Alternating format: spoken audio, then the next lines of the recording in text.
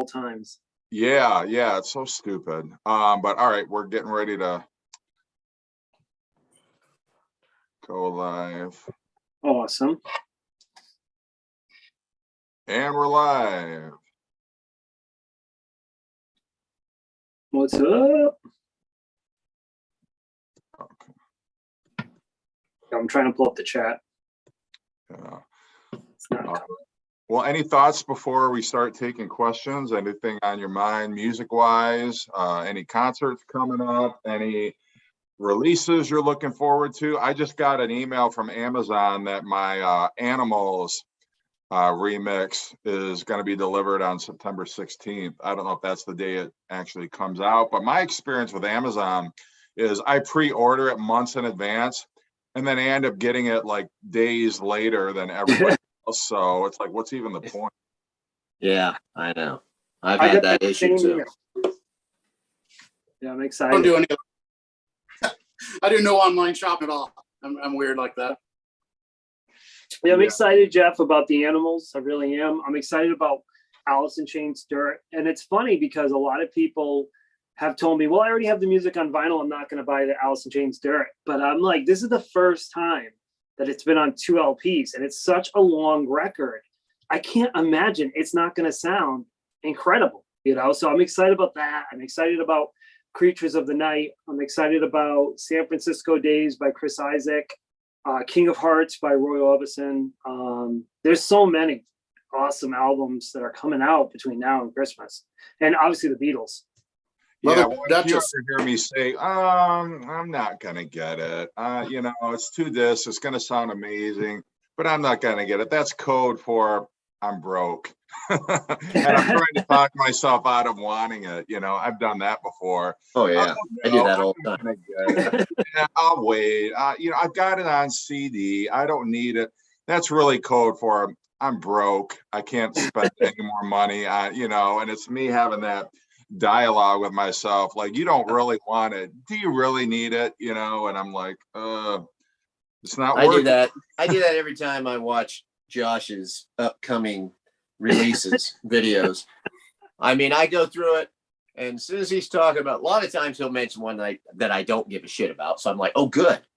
I'm glad he's talking about that because I don't care, you know. But then all of a sudden he'll say a couple of them, and I'm like, oh man, that does sound really good, you know. And then sometimes it'll be like, oh yeah, I have to get that one. And then others, I'm like, oh man, I don't need it. I really don't need it. It was when I saw Chris got that Ramones box set. I'm like, you know how hard it's going to be to that watch Ramones this box video. Set.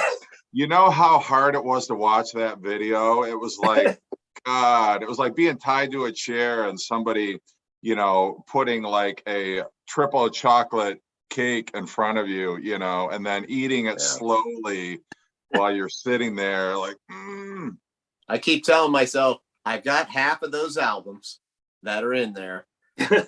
Someday they are going to release those individually. There's no way they redid that just for that box set. They're going to come out individually. That's what I keep telling myself.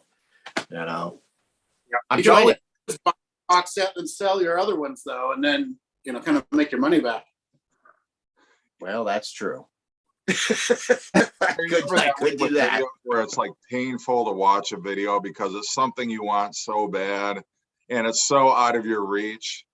You know, like Mazzy did this video. He ranked the American Beatle albums, you know, and he's pulling out all this rare stuff that he's got. He's got a Butcher cut, you know, like a legitimate, you know, Yesterday and Today Butcher cover, and he's got like all these rare pressings and stuff like that. And it's like, damn, like I love this channel and, you know, I love the video, but it was really like, you know, I'm sitting there salivating while he's showing his collection. The advantage of collecting back then, you know, back when they were out too, though. Yeah. So I have a little advantage with the 80s stuff because I was buying it then. That's a lot of it. Right. Oh yeah, a lot of that. I mean, you know, I have that same you know, feeling a lot of times watching videos from you guys. You know, you'll be showing stuff. Now, usually like from Josh and Aaron, it's like they'll have, like he just said, you know, some 80s kind of thing that somehow they've got, I mean, Aaron hasn't because he originally had it. Josh just goes out and finds it at his local thrift shop for 50 cents. But, and then like with you, Jeff, you know, you'll get these really nice kind of box set things, these fancy things. I'm like, oh, damn, wow, that really looks great too, you know? So all you guys do that. I watch. I mean, I'm not saying it's hard to watch. It's just like, you know, you get record envy, I guess, when you watch it. I feel that way about records you show, but I feel it also the t-shirts that you wear. I'm like, holy crap, how does he have that t-shirt? Damn. Yeah. I need to get rid of half of my t-shirts and buy some records. That's what I need to do. What I love is when you start watching a video where someone's doing like an unboxing of a box set. And at first you're thinking like, okay, that looks pretty cool, but you're not thinking you're going to buy it. And then they take out like one piece of the box set, whether it be like some rarity record or a book or something. And you're like, oh shit, now I got to buy this. Like, that one item is killing me. I need to have it in my collection. Yeah. Yeah, it's like the Black Sabbath box set. Like, there's a disc and it's all of their mono singles compiled on one 12-inch vinyl, and it made the box set worth it, which I'm glad I bought that box set because it's got every Ozzy album, and now it's worth like $1,000. But at the time, I think the box set cost me like $300, and I could have individually bought the records, but it was that damn mono 12-inch single that I had to own. How they get you. That's how they get you. They put one disc in there. So, well, we're opening it up tonight to a Q&A. I know we've just been kind of talking random music stuff, but really anybody who's participating in our live stream tonight, any questions you want to throw out there? I thought we had a really good discussion about 2 weeks ago when we did our first Q&A. I don't think you were a part of that, Aaron. I think it was Brandon. No. Chris for a part of it. But yeah, we had a really good discussion. It was a good time. I flew solo last week. I carried the entire live stream for 2.5 hours, I will say, and we had a blast. We talk about our favorite rock and roll movies, whether they be documentaries or whether they're, you know, movies that the band acted in or whatever. But anyway, tonight we're going to throw it out there. Anything you guys want to talk about, any questions you have, we're happy to engage in whatever discussion you guys are. I wanted to ask you a question, Jeff, on this wonderful series that you've done, ranking all your top 100 albums. Now, did you feel like you had to kind of represent certain bands because, like, maybe, you know, you didn't want to top load it? Like, you know, I feel like if I would do one, I have a fear like, you know, I would get so caught up in it. It's like, I don't want my top 10 albums. I don't want 5 of them to be Led Zeppelin albums or Pink Floyd, or, you know what I mean? I kind of feel like I'd want to space them out, but then at the same time, I'd be arguing with myself, you know, well, do I really feel like this album is better than that one? You know, if I was honest, I might have that many albums by one band in the top 10, you know? So did you feel like you kind of had to do that at all? Yeah, no, I did, because I mean, as I was thinking about it, you know, and kind of more in retrospect, I'm like, you didn't have a single Rolling Stones album from the Brian Jones era. That's my favorite era of the Rolling Stones, but those Jimmy Miller albums are so strong. Yeah. That era with Mick Taylor was just so great. And then it's like, okay, well, I could add a couple Brian Jones era Rolling Stones album, but then that means I'm not going to be able to show, you know, certain albums that I love, you know, so well. So I'm like, okay, sacrifices have to be made. I mean, I can't show 12 Rolling Stones albums because then I'm not going to be able to show Steely Dan. I'm not going to be able to show, you know, right. Some of my other favorite artists like Bob Dylan or the band or, you know, Yes or stuff. So it was kind of like, yeah, I mean, I tried to be very conscious about, you know, like there's certain, like I didn't show quite a few Beatles albums. I didn't show With the Beatles. I didn't show Let It Be. I didn't show Please Please Me. I didn't show Beatles for Sale. You know, there were a lot of those, you know, a lot of American albums I could have shown, but I'm just like, okay, just pick your top ones. Like, what are your top favorites? Even though, you know, you love the Beatles a lot more than, you know, you like, I can't think of like some other artists I showed, like Echo and the Bunnymen. Certainly, there's no Echo and the Bunnymen album that you like better than a Beatles record, but at the same time, it's like, but I love that record. So yeah, I had to sacrifice. I had to make some, hard choices. And there were certain rules that I kind of had for myself that I didn't really come out and say. Like, I didn't want to show any live albums. I wanted to keep it just strictly studio albums because it was hard enough picking studio albums. I'm not going to go overboard on my favorite artist. I feel bad. Like, I left some of my favorite Pink Floyd albums off, but I'm just like, no, it's got to be 100. And, you're going to have to, it's going to be painful at times because I didn't show Physical Graffiti, but I'm like, Yeah, just, Yeah, that was the shocking one for me. Like, I was waiting for Physical Graffiti, and me too. I was like, "You're not going to really show it?" Well, sometimes it's like when and sometimes a thought process, and you can overthink it. But I was really like, okay, if you're going to listen to a Led Zeppelin album right now, which one is it going to be? Okay, well, it would be Led Zeppelin 4. Well, if you didn't have Led Zeppelin 4, well, it'd be House of the Holy. Well, if you didn't have House of the Holy, what would it be? Well, it'd be, and I forget the other ones that I picked, but, it's kind of like that thought process where which ones do I listen to the most? How do you decide what's your favorite? Well, it's the ones that I enjoy listening to more, I mean, I may say, Let It Be is a great album. We just had the whole remix. I love that album now, but yeah, I'm gonna listen to Abbey Road or Sgt. Pepper or the White Album. Not that I don't like it, but I just like those albums and I enjoy listening to them more. So I'm kind of curious too, like with you guys here, with you also, and the people watching right now, if because of our nature, I think, especially people that have channels, obviously we love our lists and all this kind of shit and our rankings and stuff. When you guys were young, did you, like, among your friends, do this kind of thing? Because I know we had an annual thing with my friends where we said, okay, list your top, we wouldn't talk about it. We say, list your top 20 albums, and then we'll come back together and talk about it. So you guys did that. Yeah. All the time. And we would, tomorrow, top 5 guitar solos.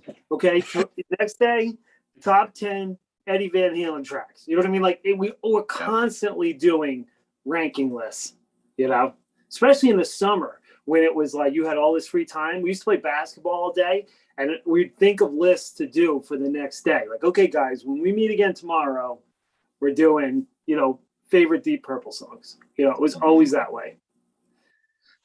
Yeah, I didn't. Yeah, me too. It's always fun. We do have some questions. You guys want to hear some questions? Yeah. Sure. Happy Hippie wants to know who's the biggest Kiss fan, and there is a reason that he asks. Well, that's close. Aaron or Gary, I would say. That's my assumption. Jeff, what are you thinking? I think it's Aaron. I'm a pretty big Kiss fan, but I might go with Aaron too. I don't know. I'm a huge Kiss fan. Yeah, they're my Clutch and Kiss are right neck and neck for my favorite band. So, I mean, Kiss is a band. Kiss is a band that got me started into rock and roll. I will say that. All right. So we're in agreement that Aaron, but Gary's a close second. Trevor wants to know if Real Gone Music takes suggestions, and I did put a comment that I have spoken. The CEO reached out to me, and he's saying Little Caesar and Sleazebees. Both of those, I own Little Caesar, and that is a great album. And I listened to it the other day, and I think it holds up so well. And Sleazebees is a major grail for me, so I will definitely pass it along. What's that? Which Sleazebees? Oh, I want both of them because I don't think Power Tools ever released them, right? It hasn't. That's a major grail for me. So I was wondering which one you're talking to him about. Oh, we want both. Okay. Because unlike most of America, we don't own the first one like you do, Aaron. No. Is there a band that has been around for a while that you are now just getting into and looking to complete their discography? This is from Thunderstruck. So for me, I'm still on the hunt because I sold my collection a few years ago. There's still a bunch of bands that I absolutely love that I'm trying to finish their discography. Pink Floyd, I still need a couple Pink Floyds. I still need a bunch of AC/DC. That's a huge one. AC/DC, Floyd. The only thing I need is a different kind of truth. And I'd like an official, not a bootleg of Foreign Lawful Common Knowledge.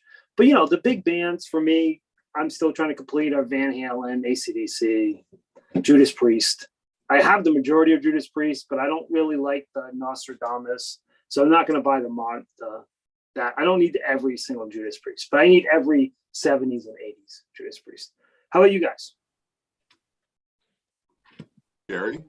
Well, with me, he said bands that you're now getting into. I'll say like a couple bands that I've gotten into kind of since I got into the vinyl community. Was Jethro Tull is a big one for me. I just never listened to them before, never really had an interest in them. And somewhere along the line, so many people were talking about them here that I got an album and realized I really liked it. And, so I've been getting more of those. I don't know if I need to get the complete discography, but I'm on my way to having a pretty decent collection of them. I'm into Yes now, and I was never really into them before. So I'm going to be slowly getting more of their albums as far as that goes. Newer Samantha Fish, I don't quite have all of her albums yet, but I think I'm only missing 2. So This is just really quick off topic because I'll forget. Gary, do you have Mesopotamia by the B-52s? no, I do not. Okay, I'm gonna send you a copy. I found one in the shrink. So That would be awesome. Thank you. yeah. But anyway, I'm sorry to get off topic, but it just came to No, mind. if it's talking about that, that's cool. Upgrade. Aaron, how about you? Well, not really, but this one band I have been getting into a lot more, and I've got about 5 of them. I just got one actually. Mastodon. Yeah. I've been getting into Mastodon. So I've only got like 5 of their albums, but this one here I just got. And this one actually has the lead singer of Clutch, Neil Fallon, doing the vocals on Blood and Thunder, which is really cool. And so I'd like to get the rest of theirs. I've got a few. Also Opeth. I've only got 2 Opeth albums. I like them a lot, and I'm just, I've just gotten into them lately. But other than that, I've got pretty much, once I get a little bit of a band, I get a lot of them. Blood and Thunder is my favorite Mastodon song. I love that song, Blood and Thunder. So awesome. And I saw Clutch open for Mastodon. So. You forgot the Depeche Mode, Aaron. I got 2 of theirs now. Yeah. Yeah. I just, not to speak for you, but you did forget the Depeche Mode. How about you, Jeff? For me, it'd be the Ramones and the Replacements. Awesome. Yeah, I just bought a couple of replacement albums recently, and then Jason, from Low Noise, just showed the album Tim. I'm like, I need that, but I can't find it anywhere except on eBay, like for $60. So I'm gonna have to keep looking for that one. But and the Ramones, that's why I've got their first 6 studio albums, and so I'm kind of working my way through their catalog, and that's why when I saw Chris had that box set, I'm like, those are the ones I need. But yeah, and those box sets are awesome because you like knock out half a discography with one shot. I know, the killer. Well, those albums are, some of those are almost impossible to find. Out there. So I mean, I like the 3 that I don't have off of that. I've never seen them anywhere. Well, I'd never seen Too Tough to Die either, and Aaron sent me that. So well, that's a what is it, a Brazilian copy? I found it. I got the same one.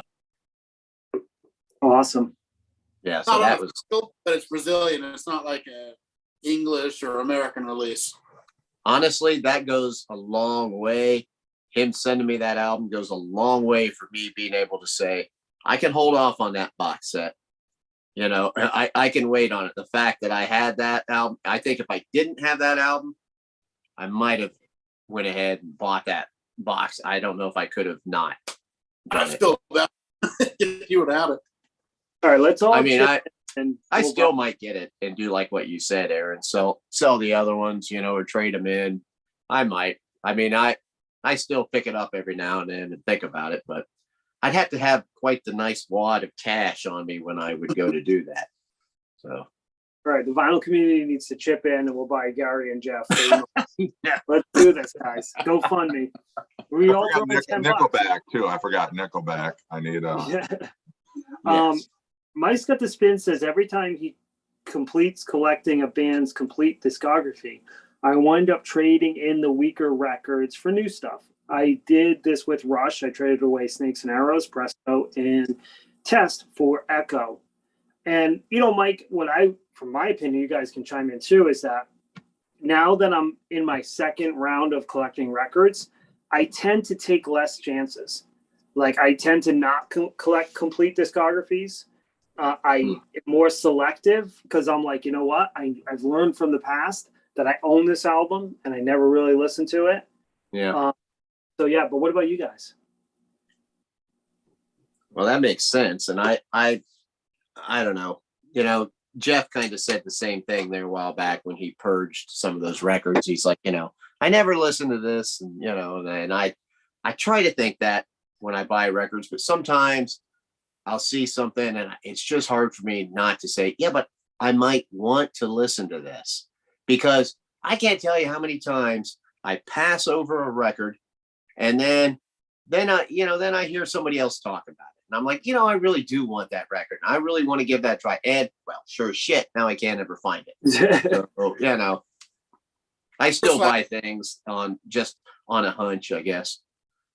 Yeah, there were. I'm kicking myself because, you know, when I was in Muskegon, it was like it came down to a decision. It's like, okay, you can either get that Pink Floyd Animals bootleg, or they have the Kiss, you know, their debut, or Love Gun, both albums I needed. And I'm like, well, I am a bigger Pink Floyd fan, so I'm going to go with that one. And then I get home and play it, and it sounds like absolute dog shit. I'm like, why didn't you, you know, and it was more expensive than either of those two albums. And I'm like, you know, kicking myself. But it's like, well, I could drive the 3 hours back and pick them up, I suppose. It's just like, God, I hate when that happens, you know. It's like, I got to make a decision, and then you go, I'll go door number one. Wah, wah. Oh yeah.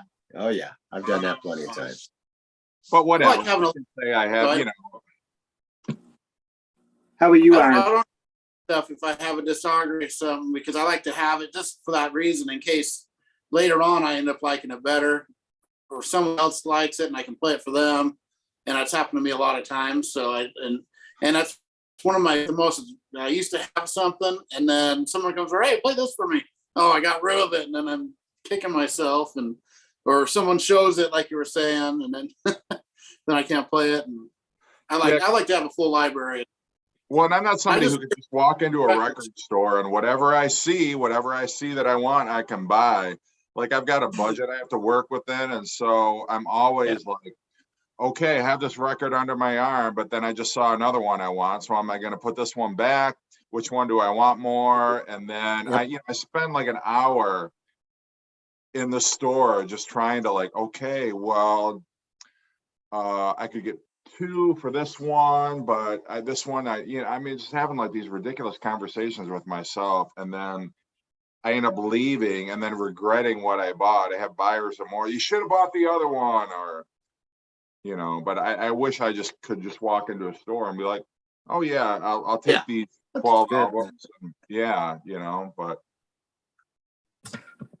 All right. Let's see. Mike Scott Spencer, I completed the King Gizzard's discography. I am proud of that 18 studio albums, but they have new ones on the way. And those guys seem like they release albums every day. Led Zeppelin was easy. 9 studio albums. Absolutely. Led Zeppelin's great. Trevor said he's trying to complete Typo Negative's catalog. I will agree with you, Trevor. I don't think Typo Negative has a bad album. I think every single one of those is great. Are any of you going to purchase the Blondie box set Against the Odd, 1974, 1982? So I think we should start with Gary, since you are the biggest Blondie fan of us all. Well, luckily, I have all those on vinyl, but I don't have all the added things that they have in there, and it looks sweet. I will say that. I watched a couple of people do some openings on it, which is, I saw one person do a really good job of it and one person a not very good job of it. But anyway, yeah, it looks like something is great, but I can't remember. You talked about that a long time ago, Josh, and I kind of tried to put it out of my mind because it's really expensive, isn't it? I can't remember how much you said. It's like over $200, right? Or something. Right. Yeah. And they're common albums. They're not hard albums to find. I mean, no. And that's the thing. The harder one, it's not even that valuable one, but I think the one that I was having a hard time finding a good copy of was the Hunter. There's another one Aaron sent me. So Aaron helped talk me out of another box set because even though that's one, it's not really like, it's probably my least favorite Blondie album, but I want it. You know, it does have a few songs on there that I really love, and I wanted a nice copy. So I've got a pretty good copy of all those albums. And like you said, and I can go into a store, and if I find a better copy than the one I've got, you know, you're talking $10. So. Right. What about you guys? Are any of you going to buy the Blondie box set? I'm not. I respect Blondie. I like Blondie, but I'm not like a huge Blondie fan enough that I would, you know, throw down a lot of money for a box set. But you know, I just, the problem with Blondie is I can't find any of their albums in decent condition. They're always beat up. They're always like in really. And I'm like picky about the sleeve, and I'm picky about like how the record looks.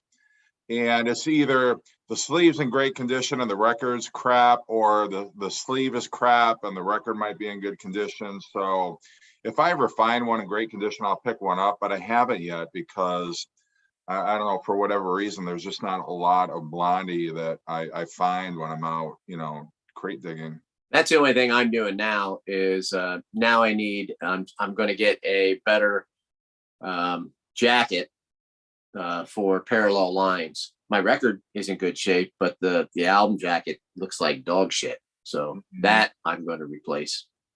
I'll trade you. I mean, I don't really, I think I've got a really good one. Let me see. So while Aaron's doing that, I will tell you that when I was setting up for Purchase Street Records, so he's like having me put the overstock underneath, and he's got 30 copies of Led Zeppelin 2. And I'm just going through every one to see if they're, you know, a Ludwig press. You know, he's got, he must have had like 40 copies of Huey Lewis Sports. Like, it's just amazing the amount. And I told him, I said, next time that, because he doesn't want me to look when customers are there, because obviously he doesn't want customers going through the overstock. I said, I just want to go through and pull out the hype stickers. Like, because I'm sure that he probably has those original Blondie albums with hype stickers. Like, and he's like, you really would upgrade just for the hype sticker? I'm like, yeah, I would. Oh, I don't want to take that from you. I don't care. Wow, look at that. Nice. Nah, you keep that one, Aaron. I'll find one. Oh, it's fun to say. Oh, that one's I'm not a big I play it, but not as often as you would. So I'll swap it if you want. Nah, that's okay. I want you to keep that. You're too generous. I don't want that. I know you, Aaron. You just here you go. Here you go. You have zero chance. You've given me so much, Aaron. I almost think I want to tell you, don't ever send me another record. I don't want to say that, but there's a part of me that wants to, because I could never repay you for all the stuff you've given me now. So. Yeah, it's not a big deal to me. I'd rather you have it because you'll listen to it a lot more. I like Blondie, and I got the greatest hits. I've got all of them up to, you know, that album, I think. And I listen occasionally, but if I'm going to put them on, I usually put the greatest hits, really. Yeah, I just want to say we got a new, somebody new who joined our chat this week. It's Motley Crue junkie Kyle. Oh, cool. He's been commenting about, he said he just completed his Motley Crue studio album collection one day ago. He was missing New Tattoo. Finally found it. I've never seen that record at all. Yeah, what's going on? Yeah, me and Aaron are on the hunt for New Tattoo. That's a big one. So yeah, super hard. Can I just say, I am so goddamn pissed off because, and this happened a month ago, but the wounds are still fresh. I went on eBay. I found Anthology 2. Somebody selling it for $100, which you may think that's a lot of money. No, it's not. Like if you price that album on Discogs or eBay, it's easily a $150 record. Somebody had it for $100, so I snapped it up. Even though it's more, like a lot of money. I don't typically spend that much on a record, but I'm like, shit, that deal's never going to come around again. And then 2 days later, the seller is like, oh, I've been working doubles, but I'm going to mail it tomorrow morning. I'm like, fine, I get it. Like, no problem. And then it's like silence for like 3 weeks. And I'm like, you shipping it? What's going on? Like, and I'm willing to be patient, but then it got ridiculous. And then you're not responding to me. And then finally I had to like go to eBay and have them, refund my money, but it just like pisses me off. And that's why like I hate shopping on eBay, because you never know, it's like a crapshoot. So I haven't bought a thing on eBay since then, because I'm so pissed off about that whole. Don't blame you, dude. That sucks. Yeah. So, I think I've only gotten 2 records off of eBay ever, and that was a long time ago. And I felt like both of them lied on what the actual condition was. And so I try not to really order that much online, to tell you the truth. I usually get my stuff at record stores. I mean, I still get stuff off of Amazon occasionally, more so ordering maybe a CD off of Amazon. I order more records for other people off of Amazon than I do for myself, as far as that goes. So let me ask you a question, because me and Jeff live in a heavy populated area, but Aaron and Gary do not. So when I think about an album, like let's take any album like P-Cells behind Aaron. I do not own P-Cells. I'm on the hunt for P-Cells. But I say to myself, okay, I'm going to find P-Cells at some point in my life, right? The odds are just for it. Either A, they're going to reissue it, or B, I'm going to find an OG copy, because I look at things as the odds. It was a huge album, right? By a huge band. We're not talking about an underground punk rock band that only 10 people listen to. So the odds of me going on Discogs and Amazon become a lot less.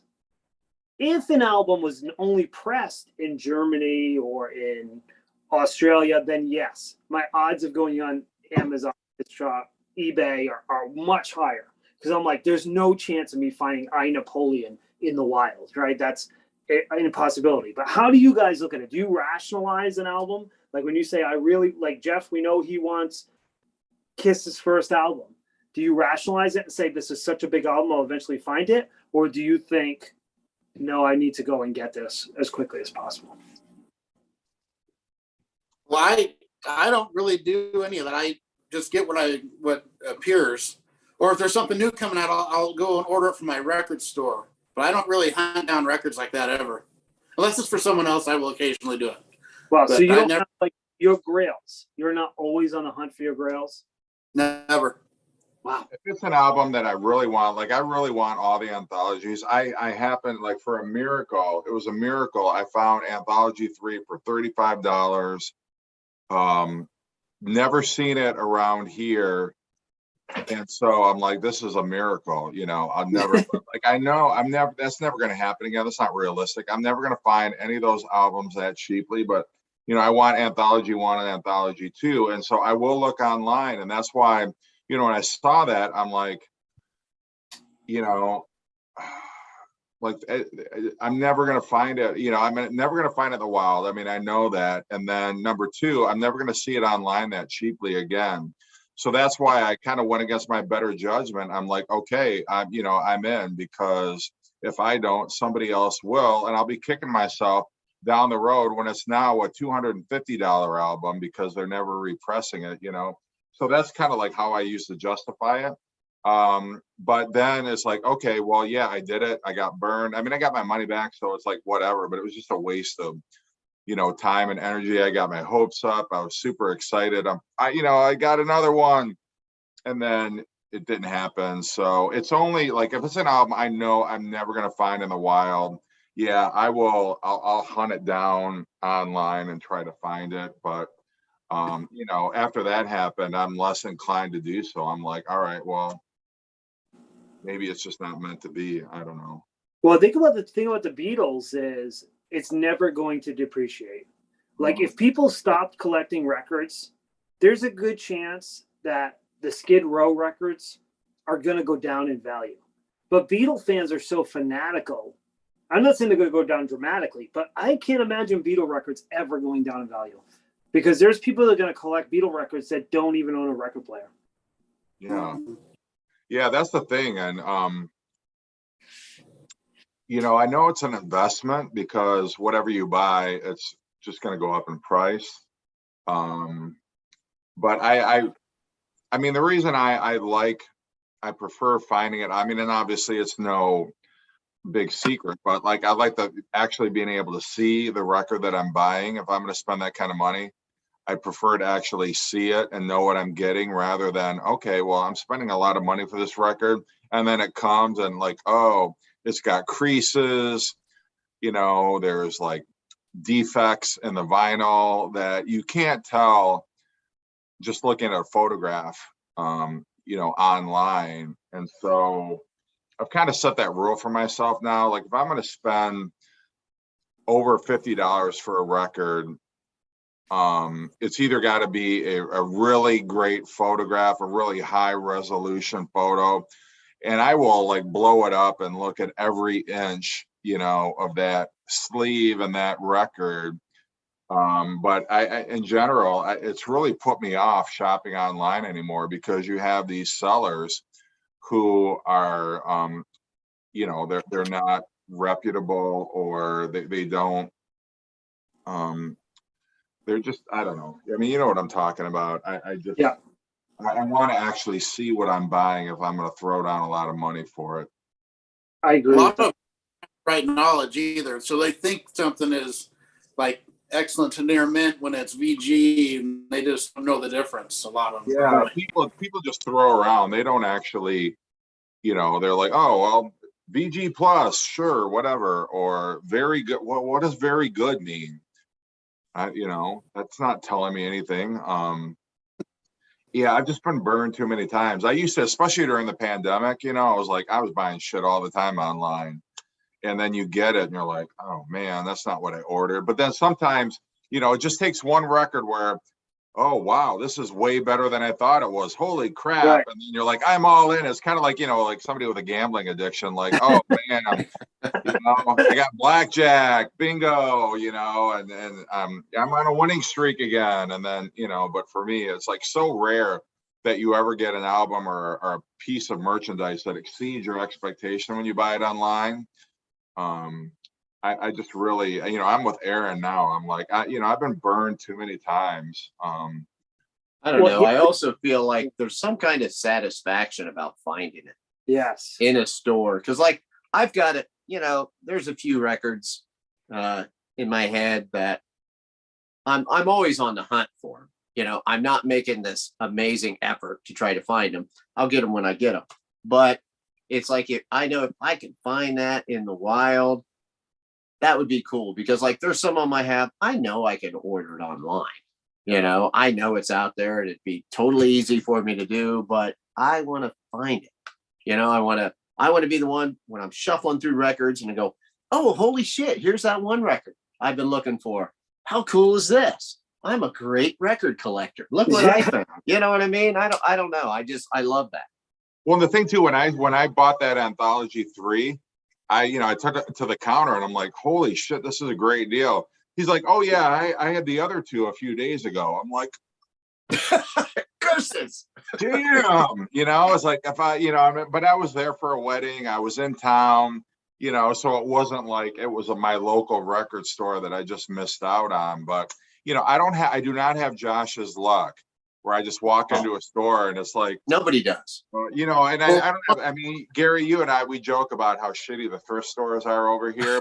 Even our regular record store, you know, Josh just has the most amazing luck to be able to walk in and like, oh yeah, look, I found a, you know, a copy of Pet Sounds Mono in the shrink with the hype sticker, original pressing for $3. Holy crap, you know, like that never happens to me. And it's autographed by Brian Wilson. Wow. Hey, I try to share my luck. That's all I'm saying. I know I'm blessed. Well, and I mean, you know, and I'm just kidding, Josh, because anytime you find anything, you know, we're looking for, you pick it up and you're like, you're very generous. Oh, yeah. But it's just funny because it's like, you know, you have this extraordinary luck or extraordinary stores by you to be able to just walk in and like, holy crap, guys, I just got Bruce Springsteen Super Deluxe Born to Run for $1.50. It was it's funny. like a, you know, $80 box set. I walked into Savers yesterday and the lady's like, first off, the lady put out the record knows me. She's like, Josh, we're putting out records. And I look and like the first one is like a mint copy of Michael Jackson's Thriller. I'm like, only my thrift store would have a mint copy of Jackson's Thriller. And then someone walks by and goes, do you know you're talking to a celebrity? And they pull up YouTube and start playing my videos. I'm like, oh my God. You're going, please. Just let me buy the records, please. But Jeff, you brought up a good point because during the pandemic, it was nuts. We couldn't go to stores. Yeah. And I remember Alice in Chains Unplugged, Googling it, and it was selling for $500 consistently at that point on eBay. And I was talking to my son and I said, you know, this is really ridiculous. And he's like, why do you think it's ridiculous? And I said, because we're foolish to think an album like Alice in Chains Unplugged wouldn't be re-released. Like you could say, Let It Be Naked won't be re-released. There's a good chance for that, right? Because it's an oddity album. It wasn't an original Beatles album. It was something that they like, hey, we're going to try this and we'll see if people like it. But when you're talking about a album that's one of the biggest albums of the 90s not being released, it's ridiculous. And there's a bunch of albums my son likes that aren't albums I generally listen to. But he was showing me during the pandemic that they were selling for like $100 a piece, $150 a piece. My son has bought all of those records since the pandemic has ended at retail price. So I do think that it's coming back down to earth. You know, these albums are starting to get re-released. My question is, before we look at the chat, do you guys care if it's a reissue or do you want the OG press? Oh, so Josh, I'll give you an example because I just found one of my grails. It was a repress. It was a reissue. I'm talking about, you know, the Beach Boys stack of tracks, which nobody in this chat right now probably gives a shit about. And I'm like, fine with that. But for me, it was like a huge grail. Never seen it on vinyl in any way, shape, or form. Had it on CD, but it's not the same thing. And like, that's going to tide me over. If I never find an OG pressing, I've got a pressing of it. So I really don't care unless it's, you know, Beatles or Stones. I really don't care, or Beach Boys, unless it's those three. I really don't care. I'll take it, you know, if it's an album that I really want, if it's a repress, I really don't care, you know, if it's not an OG press, just to be able to have it. If it sounds great, that's good enough for me. I don't know how you guys feel. The old records, like you said, like a Stones record, those old Stones, yeah, I would prefer an original one. But if I can get a repress of something, yeah, I'm totally fine with that. As long as I have a copy of the record I want to listen to and it sounds good. That's all I care about. Because that happened with me with Facelift. I bought a Brazilian copy of Facelift. I was so excited. Couldn't play it. It just sounded so horrible. It's the only record I've ever bought that it sounded so horrible that I couldn't play it. I still have it up there, but it's just like I was so happy to get the repress because it sounded so good. And if I found an original, I'd still buy it, but I don't really need it because I have the repress. Right. Yeah. I had some OG presses of Van Halen's, you know, the David Lee Roth albums. And I got the new remasters or whatever that came out a few years ago after hearing Aaron talk how great they sounded. And I got rid of my OG presses. I just like traded them in because I'm like, these new Van Halen sound great. I don't need the OG copies of them. These ones sound amazing. So Yeah.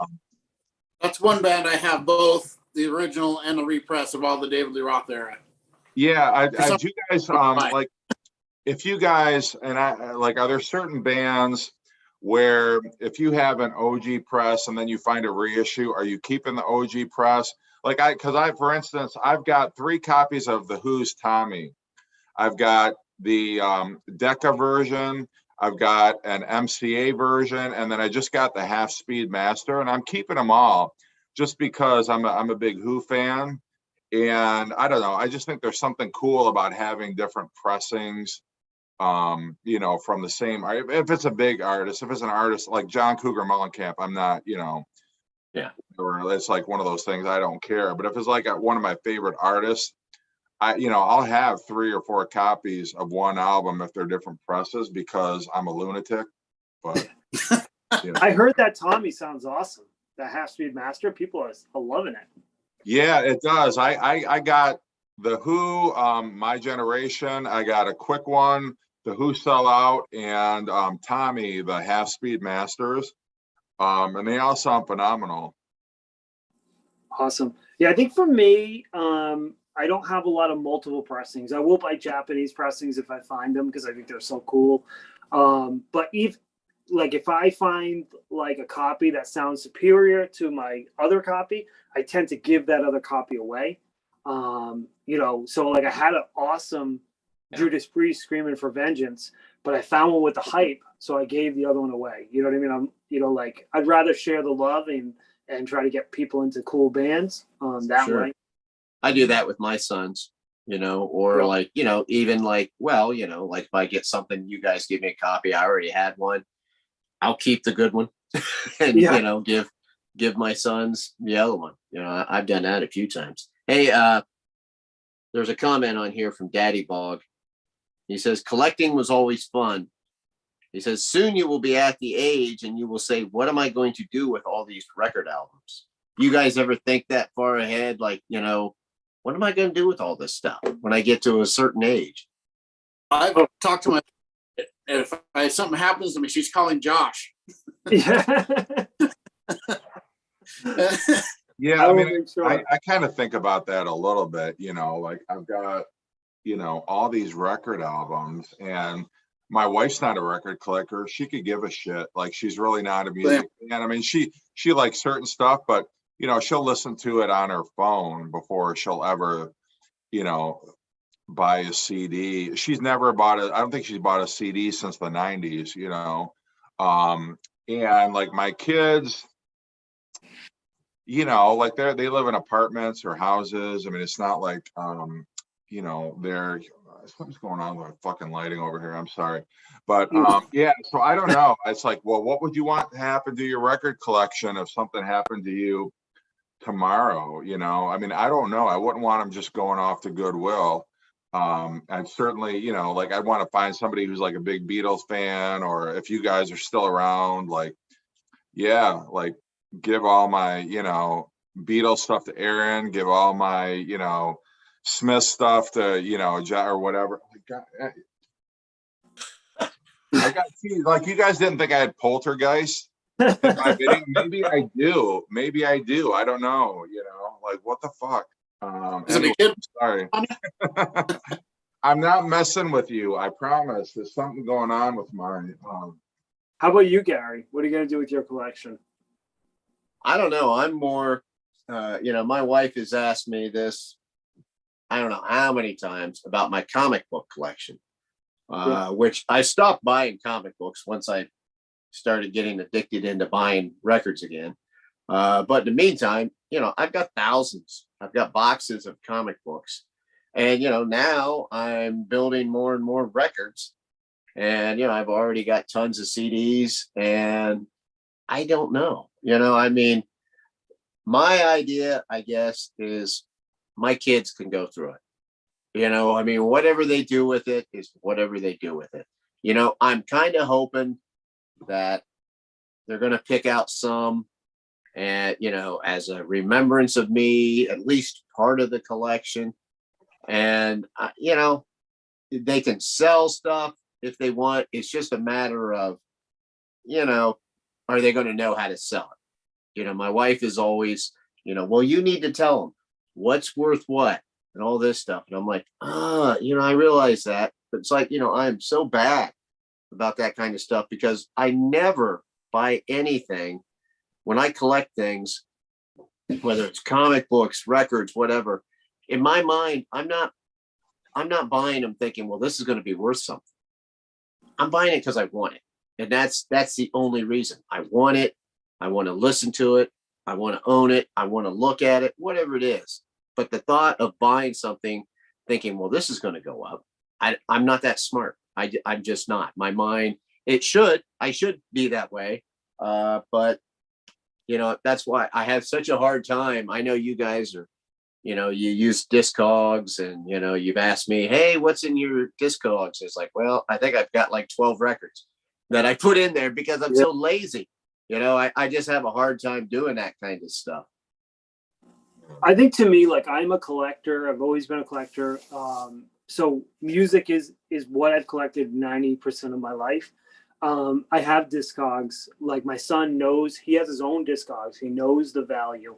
Hopefully he's still collecting music and will take on my collection. But it is a burden. I do think about that. Like, this is an enormous burden that I'm putting on him. It's heavy. It's large. It takes up a lot of space. To me, the reason why I collect music, I think, is because, you know, like, I'm not trying to bash anybody, but like, an action figure never did it for me. Like, yeah, I think it's cool. I used to collect G.I. Joes. I see a cool G.I. Joe. It's like, oh, that's cool. I used to have that as a kid. I totally dig it.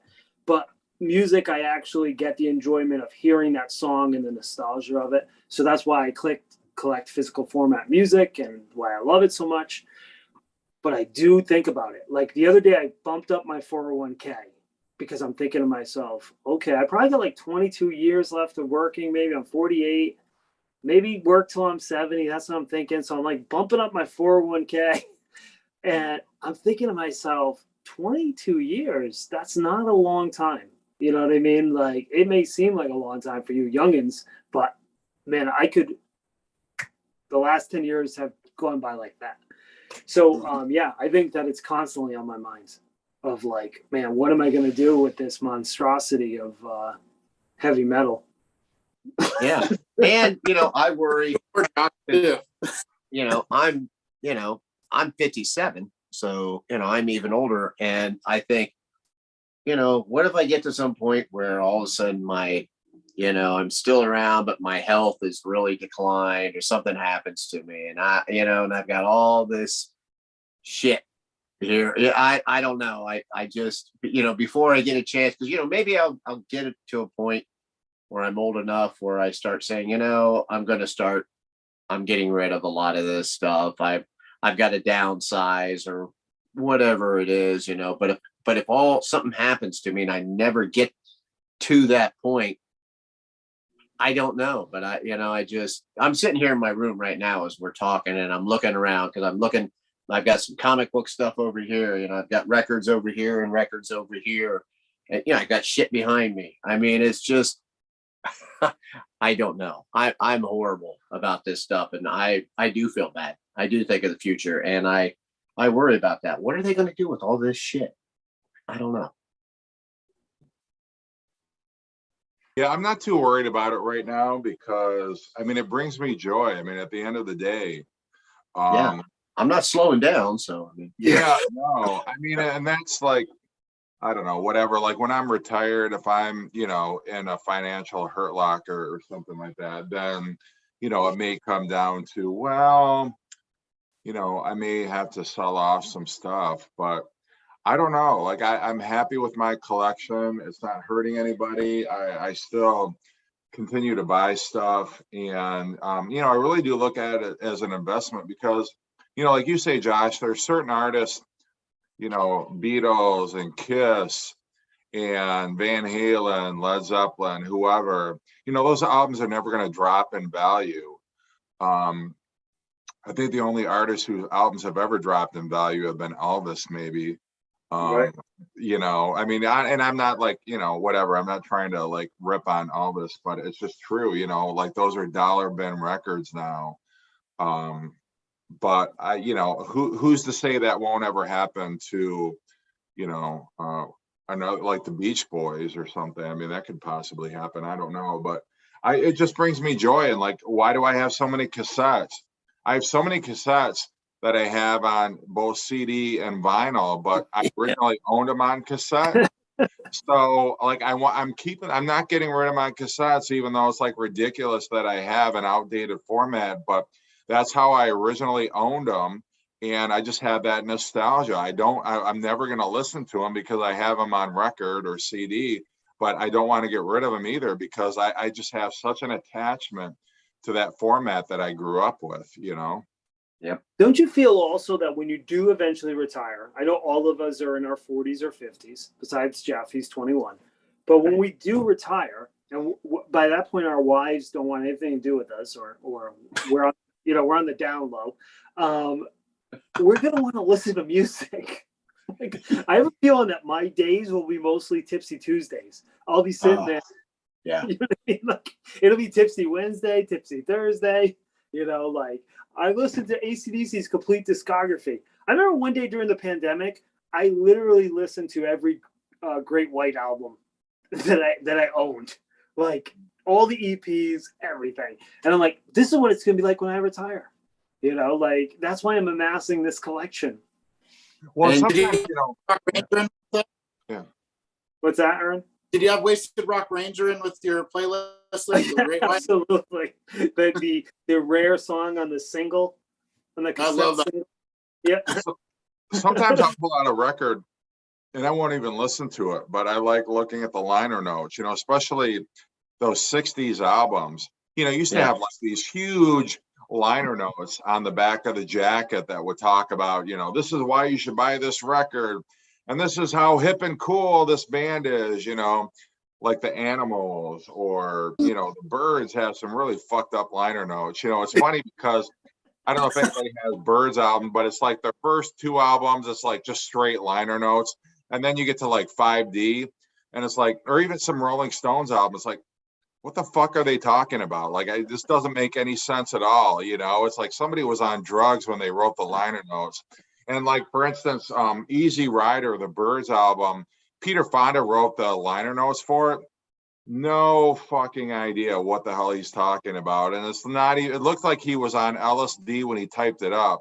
It's like, what in the hell, you know? And it used to be very much coherent. And then as the 60s wore on, the liner notes got so out there and off the wall. I mean, but they're just fun to read. It's like a little, you know, window into what life was like back then or what it was like. Because, you know, back then, not that I was around, you know, in the 60s or anything like that, but, you know, you'd be in the record store. Why should I buy this record? I'll flip it over and read the liner notes. Convince me. And then, you know, I mean, it was just that kind of a thing, you know, and like, I mean, but it's kind of cute when like Boston's first album, which came out in, what was that, like 76? They had like liner notes on the back of that. I mean, there's still some albums that do, but I mean, that's kind of the charm of it. I'll pull records off the shelf and just like appreciate the, you know. Yeah. Well, that's a soundtrack, but the Byrds have an album. Yeah, and it's I don't know. I could pull it off the shelf and see what I'm talking about, but Jeff's describing completely why I collect records for hype stickers. Yep. Oh yeah. yeah. I don't know if you can see this, but like Peter Fonda actually typed these out. He's got typos. He like crossed out certain words. I mean, it's like ridiculous. And none of it makes sense. And so it's like the Byrds, lots of things. 4th of July, We're Free, Spirit of 65 at Malibu. My father pleaded, can't you get them to turn down their amplifiers? I can't get a word in. Neither could I, but I don't care what they may say. And McGuinn and I got high between sets on Bob. And then there's like crossed out and a bunch of Jesus is just all right. Oh yeah, $1,000 feet above. Tulsa County rolling into Pensacola with John Jett and Wing Over Wing. It's like, what the fuck are you talking about? You know? And they put this on an album. Like, I would have been like, thanks, Peter. We'll find somebody else to write our goddamn liner notes, but you're out of your fucking mind, you know? That was something I thought that that Blue Stingrays album that Mike Campbell did. Oh yeah. When that came out, when they reissued that, they've got like these liner notes on the back of it, and they did it. It looks like a 1960s album. It's so cool. I mean, I love the way they did that. The packaging on that was perfect. And yeah, I've got like some Yardbirds records, you know, where the back of them, they have those kind of weird things, you know, where they use different lingo and stuff of the time. And every now and then when I'll watch a YouTube video, and when I respond, I'll make my response kind of like that. I just put like some crazy shit in there just to, you know, usually I do that with Cosmic Brian. Yeah, like those Stones albums where Andrew Loog Oldham would write the liner notes and they'd be all trippy, and you're like, what are you talking about? Like, you know, yeah, I don't like the one that comes to mind is December's Children. Have you ever heard the liner notes of that? Like, good luck making any sense of that. But what are you talking about? You know? Yeah, we have a lot of comments about liner notes. Sam St. John said the Bob Dylan liner notes were crazy. Brian says, I love the liner notes to the jazz albums. Those labels like Blue Note, yeah, they had fantastic liner notes. Yeah, especially if Nat Hentoff wrote them. I bought my first Blue Note record the other day. Which one was it? You're just a jazz guy now. Yeah, well, I listened to it. It's like, I can listen to this when I'm doing housework or something and not paying attention. I just can't sit. It's too much for me. I just don't get it. They just happen to have a Blue Note record there, so I thought, oh, I got to try it. And it sounds really good. Now I can't find the damn thing. Should be right here somewhere. I don't know. It was the guy I've never even heard of, and it was all right, but it's just like background music to me. Well, the tough started out with trumpety, and then it got then it changed and it got better to me. The drumming was pretty good on it, but the record itself sounds really good. That's why I got it, just to see. And it should be right freaking here. Oh, I do have a jazz section now. I reorganized my records. So this whole section, 2 rows over, all the way down is hard rock and heavy metal. And then I got my classic rock down and across. And I have a small jazz section, the country section's over by the garbage. And then I have a little stand here. I have a small jazz, a small blues, and a small like modern stuff I don't listen to, music that I buy for my wife type stuff, and a fairly large punk section. Where the hell's that jazz record? Brian Reynolds says a good one is the Pink Panther album with liner notes by Peter Sellers. Oh, I bet that would be good. I'd love to have that one. Yeah. Hey, Aaron. Yeah. We've got a question here that is probably your specialty. Okay. Prime Analog Records. Is that Matt? I think. I can't find the damn jazz record, but anyway, he's asking, what's the best way to get a price tag off of an album jacket? Okay, I discovered this watching another YouTube channel. They put a thing out, and what you do is you take the record out of the jacket, and you got to be very careful. You take a lighter. I swear to God, it works. I thought it was crazy. And you just kind of hold it over the tag, like hold it lightly and, move it so it heats up. And the tag will just peel right off. I had a record, Edith Piaf record I tried it on. That was from like the 50s or 60s. It had an old sticker on it. Came right off. It was like on one of those ones you can't get off trying to peel. You just won't even do anything. And it just peeled right off. I couldn't believe it. I used to think you got like a pad with rubbing alcohol on it. Like that works a little, but this works way better. I'm telling you. Yeah, yeah. Well, I like your idea better, unless you've been drinking, and then you're probably gonna Yeah. ruin it. Not to burn the jacket though, but if you're careful, you can do that. Heat it up, and it just peels right off real easy. Yeah, I'm gonna get my welding torch out and try that. Yeah. What the hell on that jazz record? That is so weird because I just had it out. It's on your turntable, man. Go look. Well, I can't find the jacket. That's not on my turntable. Oh, weird. Actually, it is on my. Because I was looking at it, and There was Gary. Maybe you know what album I'm talking about. Though there was this Rolling Stones, and it was Andrew Loog Oldham liner notes, but it's talking about how like go steal this album. If you see a blind man and he's got the album, hit him on the head and get his bread, and then you got the album, you got the money to buy the album. I don't remember which album it was. Was that Between the Buttons? It might have. Well, I know it wasn't that one, because that was like all illustrations drawn by Charlie Watts. But there was one, and I don't remember which one it was, but it was basically advocating like robbing a blind man, so that you could buy the record. I mean, it was like, I mean, obviously it was done in jest, but Yeah. I remember, or I don't remember, but I remember reading that it was kind of like controversial. I'd have to look and see which album it was, but yeah, it was like, It was supposed to be tongue in cheek, but there's the record. yeah, that Blue Mitchell is classic. What artist is that? It says Blue Mitchell. Yeah, Blue Mitchell. Is it The Thing to Do? Yep, that's it. Yeah, Chick Corea plays on that. Yep. And It's on it. Yep. I think Al Foster's on drums on that one. Mhm. Yeah, good. Yeah, album. it's all right. It's jazz. I'm really trying, but I'm getting into it more than country music, but it's hard for me. So I'm like, when's it gonna start? Type thing. Yeah. Like I mean, it's not for everybody. You know what I mean? There's some jazz albums I absolutely love. Like, I think that Moanin' by Art Blakey, that's a really great one. I think that the tough part is that you don't like wind instruments. no, I don't mind wind. I don't like the brass. It's too harsh on my ears. I don't mind if it's in the background, but when it's out front, I don't care for brass too much. That's what it is to me.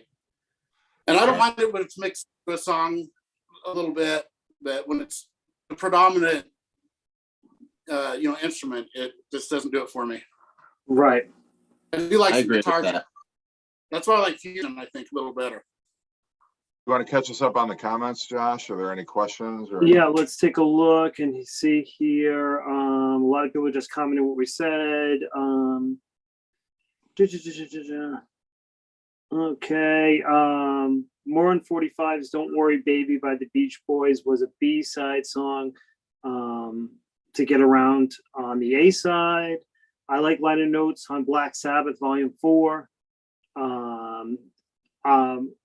I am always drinking Lafayette. Great advice, guys. That was from Prime Analog. Music in the House says, in any genre you love, there are some crazy extremes. For heavy metal, there is thrash metal, doom metal, black metal. For jazz, there's avant-garde. Do you have any favorites of these genres? Okay. So I think for me, for heavy metal, I love just classic straight up heavy metal, like a Dio or a Black Sabbath or Judas Priest, Iron Maiden. I consider those classic, but I absolutely love thrash, Anthrax, Megadeth, Metallica. I don't get a lot into the black metal. I do love the band Death. In terms of jazz, I don't have a particular genre that I dislike, but I like hard bop. And I even love like early jazz, like Louis Armstrong. Like, yeah, I mean, with jazz, I just look at it as I'm in for an experience. I don't really care what the genre is. How about you guys? What are your extremes of different genres? Oh, you've caught me off guard. I'm like with you on the heavy metal, but my favorite genre of heavy metal is the sleaze metal, that they call it, which came out of the hair metal, but it got more street and more heavy. And that's my favorite genre of heavy metal. It's a kind of a subgenre. But Yeah, I other love than that, sleaze metal too. Yeah, that definitely is one of my favorites. that's like Sweet FA or Horsemen, stuff Dangerous like that. Point. Yeah. Yeah. And our favorite vinyl community house band, Leather Duchess. Yes. Got to get a plug in for them. Exactly. Yeah. Yeah. So in terms of heavy metal, do you guys have? It's classic metal for me. I mean, that's definitely my favorite. I'm not very, I'm not into thrash like you guys are, but at the same time, there's thrash. I guess I don't always know what falls into thrash necessarily. Right. Like sometimes, a lot of it depends on the vocals for me.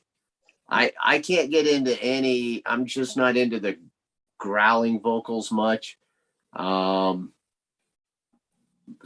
newer metal, or I can't get into some of it. Now I get into like the power metal, more European style metal, when it comes to something newer, because they're just very more dramatic. And I like that element in the music, in the metal.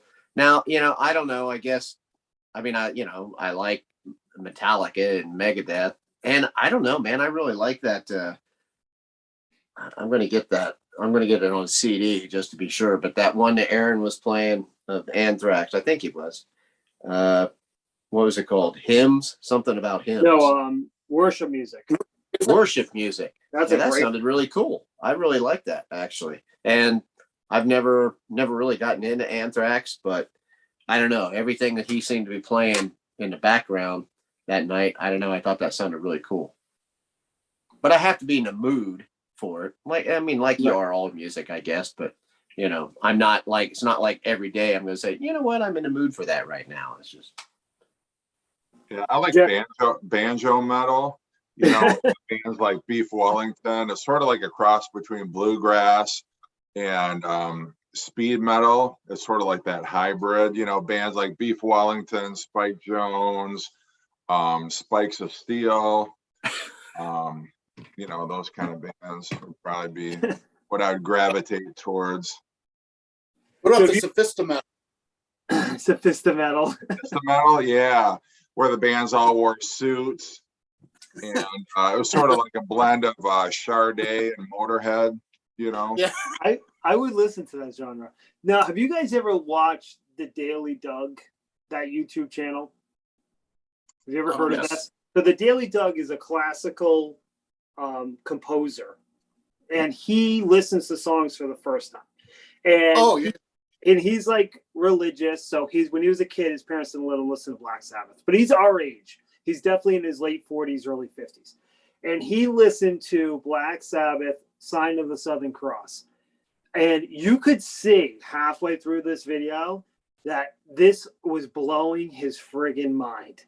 And just like Ronnie James's delivery and the music. And by the end, he's like, this is spectacular. Like, you could see that this man has been converted to a Sabbath fan. Do you ever guys watch a reaction video and it gives you a new love for a song that you already loved, but when you watch it through someone's eyes for the first time, has that ever happened to you guys? Yes. With I forgot their name. Lost in Vegas. Yes, I love them. They're awesome. And they were watching the Holy Wars, and it was just amazing. It made me like, I gotta go play it. It was really cool. I like it when there's a good reaction video. There's bad ones too, but when people do them well. Yeah, some of them I don't believe. Some of those reaction videos, it's like, here's this person hearing this song for the first time, and I'm like, seriously, this person has never heard this song, and they're like, give me a friggin' break. Well, I can believe Sign of the Southern Cross. They're not playing that on the radio, but I agree with you. Yeah. A modern song. What about you, Jeff? Before I ask I'm kind of with Gary. It's like oh, this person listens to Stairway to Heaven for the first time. I'm like, no, stop already. You're clickbait. You know, it's not legitimate. But like, if it's a song like you say, Sign of the Southern Cross, yeah, maybe, you know, or something really obscure. But I never know. Like, is it legitimate or is it just a setup to, you know, get viewers? But I mean, what's better for me is if you're actually, you know, like I get you guys an album or something, and then, you know, what's your reaction? What did you think about it? Or, you know, something like that. Like, I know it's legitimate, or I know you guys and I think I know what you would like. And here's a record that I think, you know, that's more than some guy I've never met before. And it may or may not be his first time hearing this song. You know, I just never know. I mean, I think those are cool if they're legit. But I'm just always, anything on the internet, I'm always skeptical about, like, well, is it really, or is it just, you know, a setup? I don't know.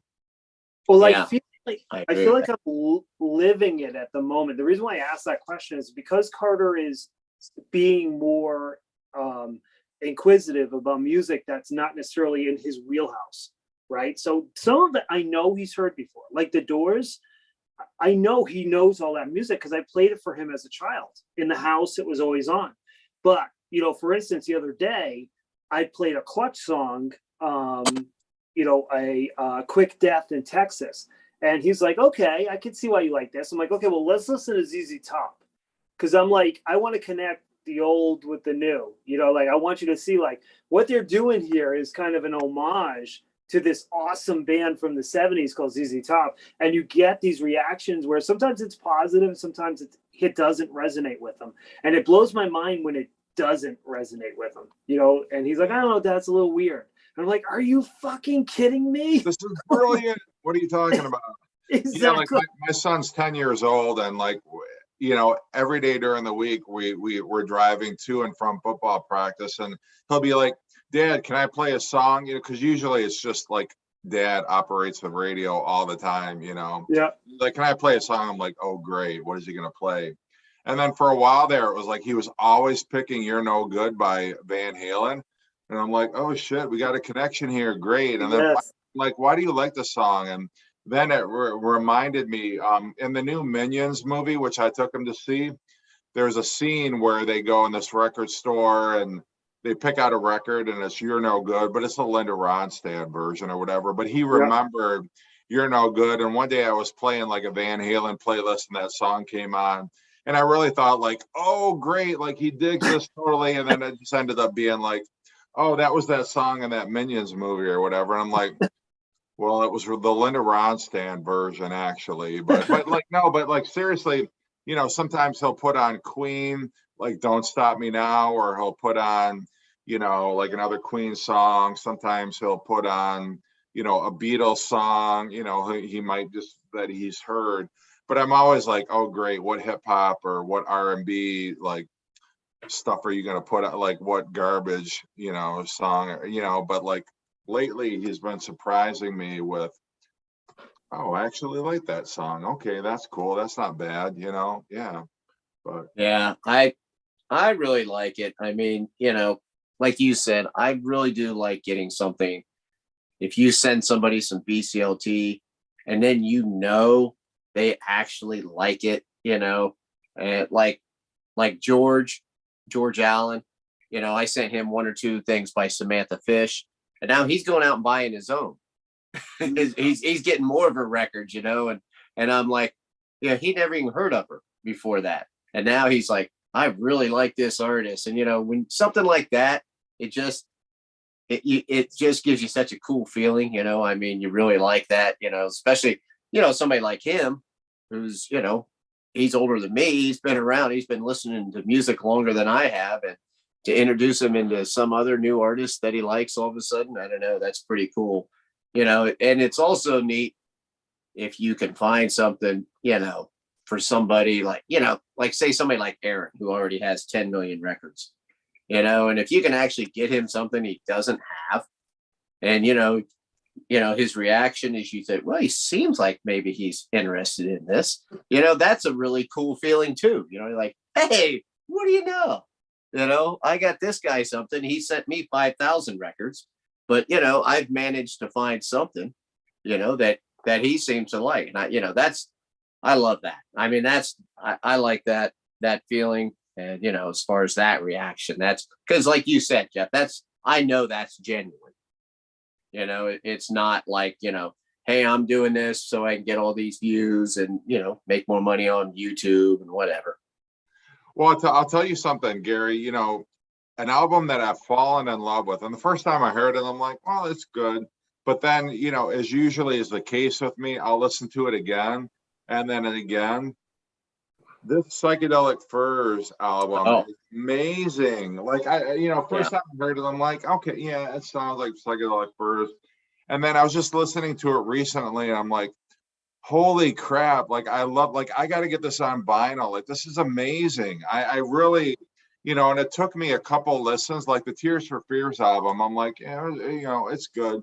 But then, you know, like I kept listening to this, and I'm like, holy crap! Like this is incredible. I don't know if you have the same reaction to it, but I did. And that's a good comparison with that Tears for Fears, because that record that you got me, I was the same way. You know, I listened to it and I'm like, yeah, you know, this is pretty good. And then the more I listened to it, the more I liked it. And that's the same way I was with that Psychedelic Furs, man. After about like the third time through, I'm like, you know, that ended up whatever, you know, I think that was a year or two ago, whatever. That was in like my top 5 albums of the year. I'm like, man, this is really good, man. They're at the top of their game, man. This is great. Yeah, like they haven't lost a beat. And it's like Tears for Fears. It's like what you want a modern Psychedelic Furs album to sound like. And I'm like, oh, I love this. This is like the best ever. I got to get this on. I got to find this on vinyl now, you know? So Melinda Murphy. Oh, go ahead, Aaron. You go first. Go ahead. So Melinda Murphy wanted to know if we've ever given each other an album that we haven't liked. And I can tell you that we give each other a lot of albums. But most people in the VC are probably sick of it. But I will tell you that I've loved everything. There's been some shocking ones. Like Aaron sent me Fetch the Bolt Cutters, which is just an unbelievable album. It's more shocking that it came from Aaron than anything else. I don't mean that as an insult, Aaron. But I will tell you that, and Melinda, this might be interesting for you. There was one VCLT that I sent that I would have been crushed if the person didn't like. So I bought this album I had never heard, and I fell in love with it so much. And to this day, since I bought this album, I play it all the time. And I seeked it out, and I bought it for you, Aaron, and it was a band called The Front. And if Aaron had not liked this album, I would have been crushed, because I love this album so much. And me and Aaron connect so much on that type of music. It would be like if I found like a Smiths album and I sent it to Jeff and he didn't like it. You know what I mean? Or if I found a Lita Ford album and I sent it to Gary and he didn't like it. But that was the one album that I sent that I was on pins and needles. Like, oh my God, imagine if he doesn't like this album. I would have been like, give it back. I'm giving it to someone else. Well, there's one VCLT album that I did not like, and it wasn't from you guys. And I'm not going to say who it was from, but you'll know who it was from. It was an album by Korn that we all got sent as VCLT, and I'm like, oh, like really new metal? I'll give it a chance. And I gave it a chance, and nope, it's new metal. I just can't get into it, you know. And I don't know, like maybe you guys had a better reaction to it, but I'm like, but like there was other VCLT in the same package that was amazing, that I love. But that one is like, nope, just I can't. And I gave it I really did. I'm like, okay, open mind. I'm gonna give it a shot. They were generous enough to send it to me. I will try it, but I do not like it, Sam. I am. It's not Sam St. John, but it was somebody else in the BC, and I was like, nope. Gotten a few. Usually it's like, you know, when maybe you get a package of a few records together. There's been a couple, you know, that I can't say I am fond of, you know, but I've gotten so many that I love. I mean, I've gotten way more VCLT that are like, in my mind, some of them are like major parts of my collection. You know, like if you would say, you know, like there are going to be some of these records that, like, if I did my top 100, some of them are going to be on there. you know. So, you know, I've gotten some. I haven't gotten any that I hate. I've just gotten a few that I'm not crazy about. Yeah, but I think when somebody sends you something, they know what you like, and they're right in the ballpark, you know. Yeah. And been so many times that I've been surprised. Like I never thought, you know, I would like a certain artist. There was a time when, you know, it was like a year ago. I was like getting into heavy metal and more, and you got like Wasp as an example. Like I never, you would have said, you Yeah. know, if I ever saw a Wasp album in the wild, I'm immediately passing over. I never would have thought that would be an album I would be interested in. And then Aaron, you know, he sent it and he's like, oh yeah, they're kind of like they've got harmonies like the Beatles. And I'm like, yeah, whatever. And then I played it. I'm like, wow, this is great. Like I can't even believe like I like Wasp. I can like, but it's like so true, you know, like an album that I was prejudiced against because I'm like, look at those guys. I'm not gonna like that music. And then it was like you listen to it, and I'm like, holy crap, that's amazing. Like how, you know, I can't believe I never gave that a chance before, but you know. Yeah, that's the way I was with my Wasp album too. I really had never. I always kind of looked at them more as like a joke than I'm a pusher. anything, because of the image and everything. And I don't know, they just seemed like a cheap version of Alice Cooper or something. And the music was totally different. Like as far as listening to a whole album, as opposed to like maybe just one. I mean, I always liked their version of The Real Me that they did. I always thought that was really good. But, you know, hearing a whole album of it, and the vocals were much better than what I was anticipating. So, Yeah, I love his vocals. What about you, Aaron, and VCLT? I pretty much like everything. Even if I don't, I will go back to it, and it'll grow on me. It's like going back to earlier when you were talking about albums that it was like that Fiona Apple album. I bought that just as a blind. I was like, oh, she's all right. I'm gonna try this. First couple times I heard it, it's like this is pretty good. And then pretty soon it was one of my favorite albums that I've heard in the last 5 years, and I couldn't believe it. So I started sending people, but it's like one of those albums you have to hear a few times. It just it keeps growing on you. And a lot of the VCLT that I get, if I don't like it at first, I'll just keep listening to it, and eventually I'll like it. Like there was one Jeff sent me that I wasn't crazy about, and then the Ray LaMontagne, and then the more I heard it, it became like when I actually liked a lot. Now I go back and play it quite a bit, just like when I'm starting out my day or something. It's like I you know, this isn't my style at all, but it grew on me, and I end up like that. Yeah, well, and you had sent Am me I cutting out, or is it you guys? I don't see these. Great. Like, you cut out for a minute. Yeah, What were you saying? well, yeah, my internet sucks. yeah, no, I think I lost you guys for a minute, but I was just gonna say like Death Angel, Megadeth, you know, stuff that I'd like. Well, I've seen Aaron talk about them, but I've never given them a chance. But I mean, that's the cool thing is, you know, albums that you've just never been exposed to, or genres that you've been prejudiced against. You know, it's sort of like, okay, well, now I've got it. Now I have to listen to it. And then you realize like, holy crap, this is great, you know? Yeah, I mean, there's the most rewarding part of having a YouTube channel is when I see another YouTuber pull up, you know, one album and say like, oh, I bought this because, you know, Josh's channel, he said that it's really good, or Lord Huron, Lucero, or these bands that maybe are not, you know, as widely known as some of these other bands. It's really rewarding to be like, oh man, like I'm getting people into this music just as everybody's getting me into music. You know, like, you know, Melinda had made that comment, but Melinda shows some fantastic albums. And when I first started watching the YouTube channel, her channel, it was like, you know, she'd pull up Toto and I'd be like, oh, you know, I haven't listened to Toto since 1984.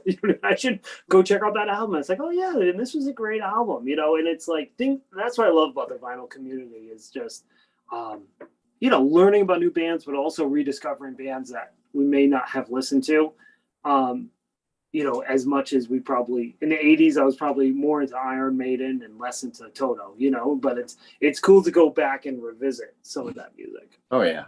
Somebody like Melinda Murphy or Mike from Mike's Got the Spins, a lot of times I don't know, they're just the way they talk about albums makes me want to go back and listen to them. And sometimes it's one where, you know, you haven't thought about for quite a while. Or like Aaron does that to me with Greg Kihn. It's like, you know, yeah, I've always known Greg Kihn, but you know, but then you go back, I don't know if you paid attention to his last Tipsy Tuesday, but the one that he was playing, that's a great album. You know, that's just a really strong album. And, you know, Mike does that sometimes, like, you know, he'll talk about Eddie Money or something like that, where it's like, you know, kind of common things, you know, I don't want to say lower tier records or something, but they're artists that maybe people don't talk about as much anymore. And then you go back and you listen to it, you know, and you're like, yeah, this is great. This is just a great rock and roll record, you know, or like some of the old Bob Seger records, things like that. You know? Yeah, absolutely. I mean, the other day I was blasting Eddie Money, and it wasn't even early Eddie Money. It was "Take Me Home Tonight," and I was cranking it. And I was like, you know, I was like, Carter, listen to this. This song is great, you know. And it's like, I love that. You know, I love that about the vinyl community. And you know, Brandon, he's a perfect example of someone that's he loves that. Genres, you know, and he'll just show you something that, you know, back in the 80s, I might have thought like, I'm too metal to listen to this, but now I'm like, oh man, I was so stupid. Well, you know, it's funny. Yeah, well, it's funny because you know, Jason, who's on the live stream right now, and I forget, we were commenting back and forth, and I had mentioned that there were like two genres that I'm not really that crazy about. One is hip hop and one is country, and he's like, well, you just haven't heard the right kind of hip hop yet. And then he just recently did a video about his like top 10 hip hop albums. And I'm like, you know, the artists I'm familiar with, but, you know, I don't know. And like one of them was an album that Brandon had showed before, which was EPMD, Strictly Business. Yeah. And then he showed like Big Daddy Kane and he showed like Run DMC. And I'm like, you know, I kind of remember in college, like there were like roommates and stuff that would listen to that. I'm like, you know, and I respect Jason because, you know, he likes a lot of the same music that I do. And I'm like, okay, I've got Spotify. It's not going to cost me anything. I'm going to check some of this stuff out. And I'm like, okay, yeah, he's got a point there. Like EPMD, I listen to that. I'm like, okay, I actually like that. And then like, okay, Big Daddy, all right, yeah, he's got a point there. Like early Run DMC, like, okay, like, all right, you know, like I feel foolish. Like I'm like, I don't like hip hop. Well, turns out, yeah, I like more of it than I did. And I was like always I like Beastie Boys and I like A Tribe Called Quest. Yeah. Like all I would like. But then it's like, okay, well, you know, see, I don't ever say I don't like hip hop because chances are you just haven't heard the right kind of music or you haven't heard, you know, the right artist. Maybe the stuff that you've been exposed to you didn't like, but here's some stuff that maybe you will. So I think it's good to be open-minded like that. Yeah, I totally agree because I think that when I was a kid, Stevie Ray Vaughan to me was jazz. Like, oh, I mean, not jazz, I mean blues. Do you like blues? Yeah, that's Stevie Ray Vaughan, right? But when I grew older and I heard Robert Johnson or Lightning Hopkins, it's like, ooh, like I love this too. Like, you know, it's not just Stevie Ray Vaughan to me. So I think sometimes you do have to like, you know, find something you like and then expand from that. Kind of like what Aaron's doing right now with jazz. So like he's finding stuff he likes, he's finding stuff he dislikes.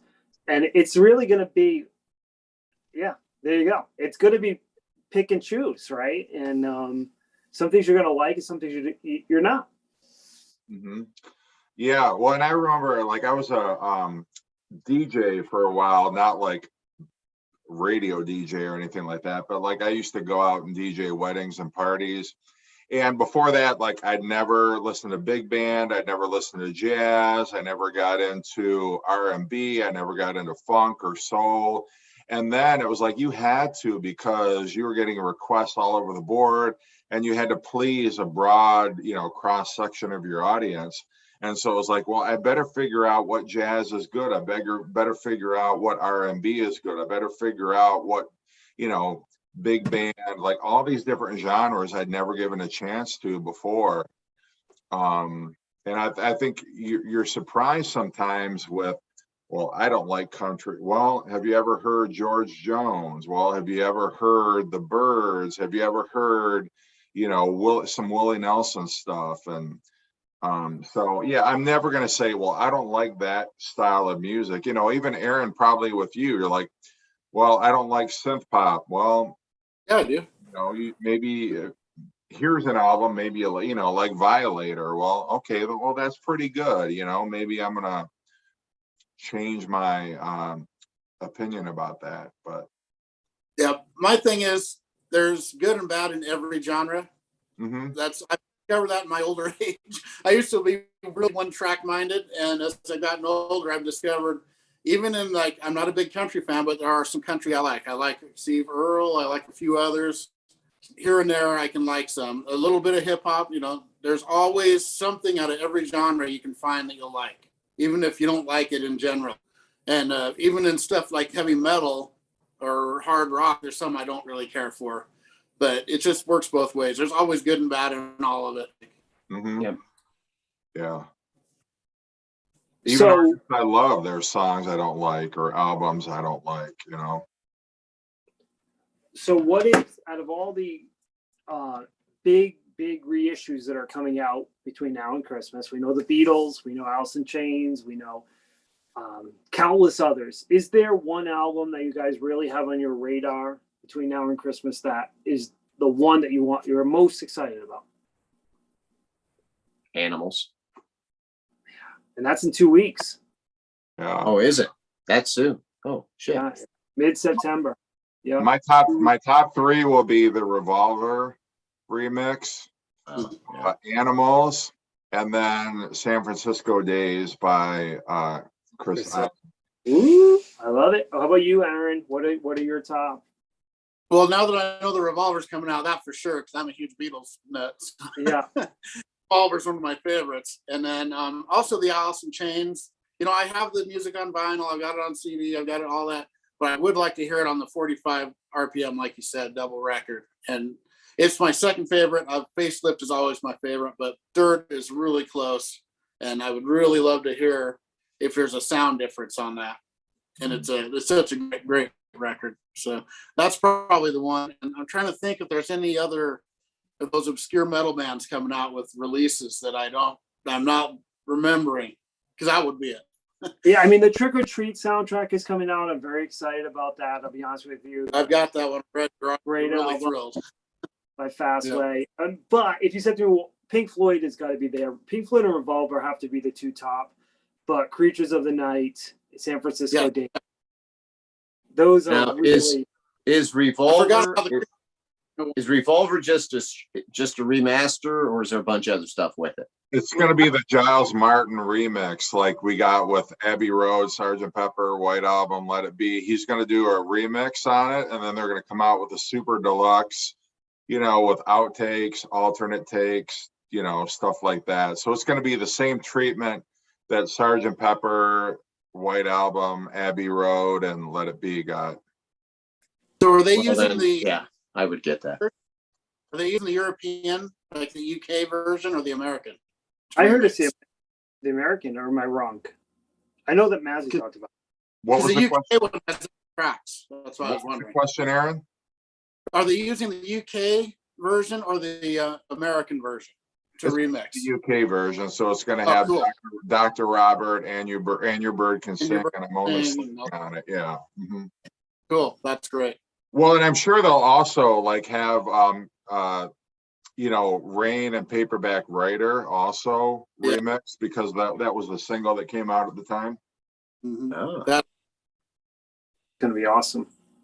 Yeah. So I changed my mind. Creatures of the Night, my number one. Revolver, number two. I forgot about the Creatures. I'm talking about it. But Creatures of the Night too, because for me that was kind of that's my favorite Eric Carr Kiss album. And it's a hard record to find. Like, even the reissue during the pandemic was selling for like $80-$90. And for $60, you're getting 3 LPs. You're getting the album, you're getting the album demos, and a live concert. So I feel like Kiss is making it worthwhile. At least, like, I still think it could be a little bit less money, but for $60, at least you're getting 3 albums of material. That's a great deal for a 3-record set, you know. Yeah. I hope they work in the alternate cover somehow too. Yeah, that would be cool. Did you listen to that version? I don't know if anybody's seen, but on streaming services, one of the demos is Betrayed, which, yeah, that's cool. Which was a Gene song, but on Creatures of the Night, the demo is sung by Paul, and it's got completely different lyrics in the chorus. So for those of you that are Kiss fanatics that remember that song off Hot in the Shade, that's one of the demos. I don't think it doesn't sound like the same song. It might be just have the same title. It might be. Yeah. I mean, it definitely has similarities, but that era of Kiss had a lot of similarities. So Sam said that there's a box set coming of Vince Guaraldi's Charlie Brown Christmas. yes, I did hear that, which has like lost songs and shit that's never been released. That's my favorite. I'll just say that's my favorite Christmas album of all time. Is anything by Vince Guaraldi is just phenomenal.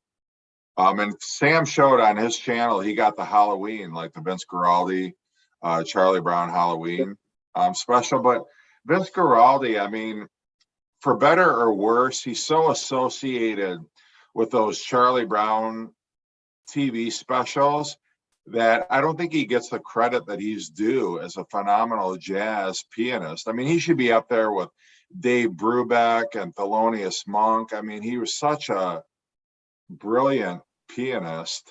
But because he did the Charlie Brown soundtracks, people are like, oh, you know, whatever. But yeah. I got the Billy Idol Christmas album on Amazon the other day for $11, brand new. That's cool. Yeah, so it's going to be an EP. It's not going to be a full album then, right? Of the Billy Idol, it's the full album. Is it? Okay, because he came out with an EP, and I thought I saw like your video, Josh, where he was coming out with another EP. Yeah, that is, but the Christmas album is a full album. Oh, okay. The Christmas album will be a full-length album. Okay. It's a full album. But yeah, the other one is an EP. And I really love that new Billy Idol song. I'm excited about it. So, awesome. I guess it's a bit alert listen to, but I don't stream music, so I got to go on YouTube and try to find it or something. Yeah.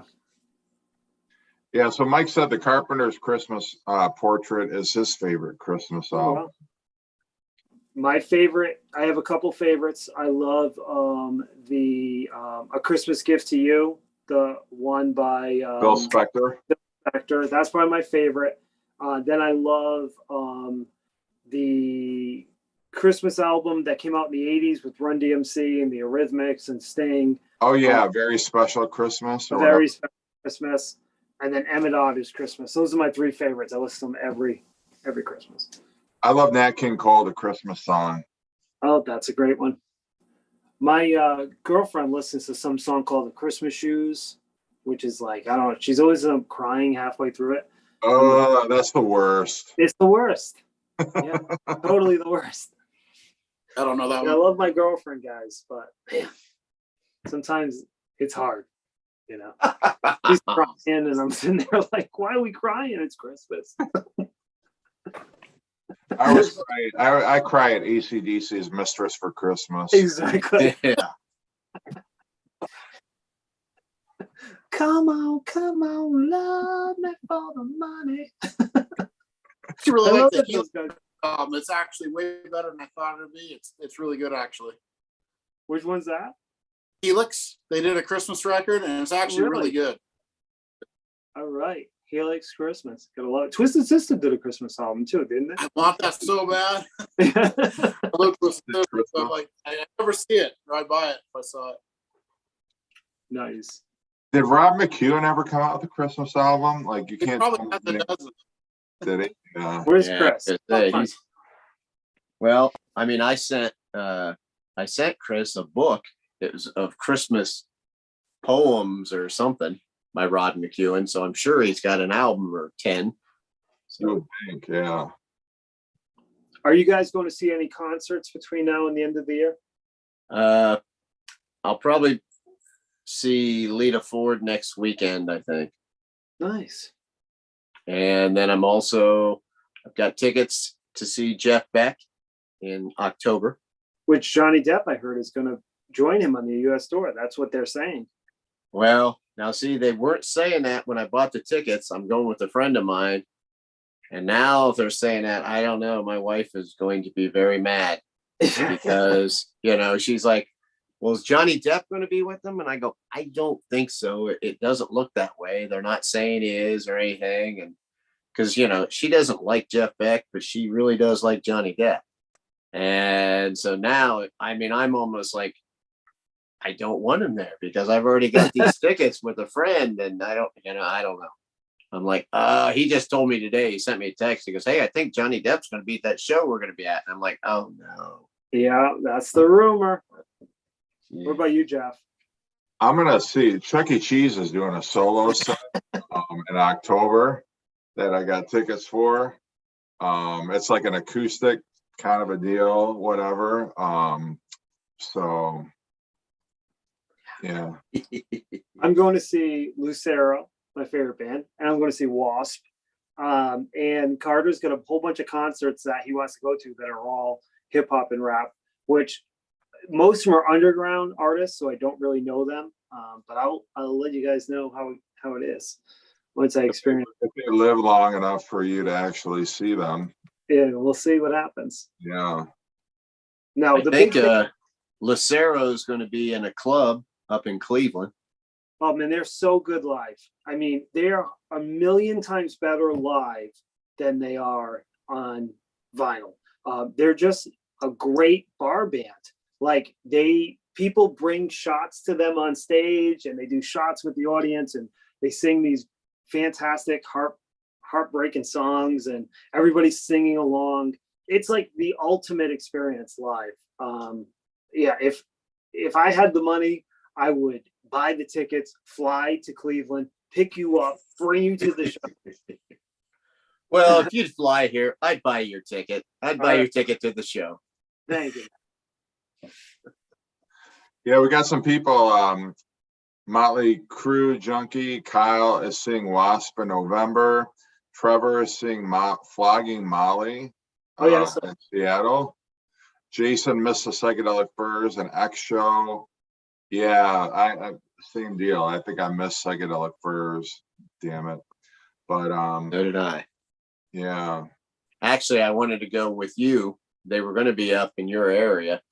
But I had a family reunion right at that time. Yeah, because they were in Ohio, closer to me. It would have been further for me to see them, but I thought it would have been a fun show for you to go to. I could probably get you out to see that one, but didn't work out. Flogging Molly has the lead singer from Fastway, right? They do. Catman. Yep, I saw them in concert 2 years ago, 3 years ago, right before the pandemic. It was awesome. So Michelle was really good too. What's that? Candy, the singer Dave King from Fastway. Yeah. There's a band after. So Michelle wants to go see Wasp with me. She's never heard the bands ever. So on a scale of 1 being no chance and 10 being extremely likely, what are the odds after that Wasp concert that I get any loving at all, guys? Do you think she's going to be horrified and it's going to be at a 1 that there's no chance of me getting any loving, or a 10? Well, the fact that it's you always get loving. So I know that's not true. Well, for any band that Wasp, Wasp tends to talk about protest. They're very political. That's what people's knock against Wasp was like. Stop talking political stuff. Stop being topical. Stop talk about stuff we can relate to. So I would say it's very slim. Like if they were a band that talked about getting it on and fucking and stuff like that, you might have a chance. But I'm sure they're going to be all about, especially with the elections coming up, they're going to be, totally waving the flag and trying to, stump for whoever politician they're, So no chance. That's what you're saying, Jeff. Yeah, it's not looking very good. I shouldn't get a hotel room. I should just be like, we're just going home after this show. Yeah, it'd be like if you saw Billy Bragg, you'd have the same chance of getting it on if you saw Billy Bragg as you would Wasp, probably. Yeah, I might not get loving for weeks after this, guys.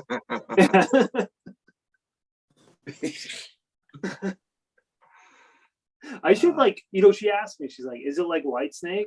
I'm like, well, it's more like Whitesnake than it is Miles Davis.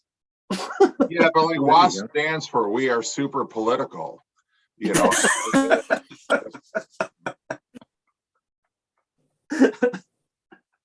It's gonna be a great show. I'll send you guys pics. All right. Yeah. I never got to see them. Yeah, that's why I'm going. I know that they've lost a step, but I never saw them back in the 80s, and I always wanted to. And their shows are always like notorious, because they went over the edge. And my dad used to probably be like, I ain't taking a loss. There's no chance. So now that I can go on my own. Here I am, guys. Right now it is. Wasn't your dad a King Diamond fan? No. For those of you that have not heard the story, I used to keep a King Diamond CD in my car, just to when my significant other at the time would rub me the wrong way, so to say, King Diamond would go in the CD player. Yeah, it was not my best moment, but it stopped the argument. Just because you couldn't hear what she was saying anymore. Exactly. She knew at that point that I was upset when King Diamond went on. It was like, you're upset. Aaron, do you dig Kathmandu? Oh yeah. Kathmandu. That's really, really where I'm going to. All right. That Kathmandu. So Aaron, you must be showing Megadeth because their new album is coming out tomorrow, right?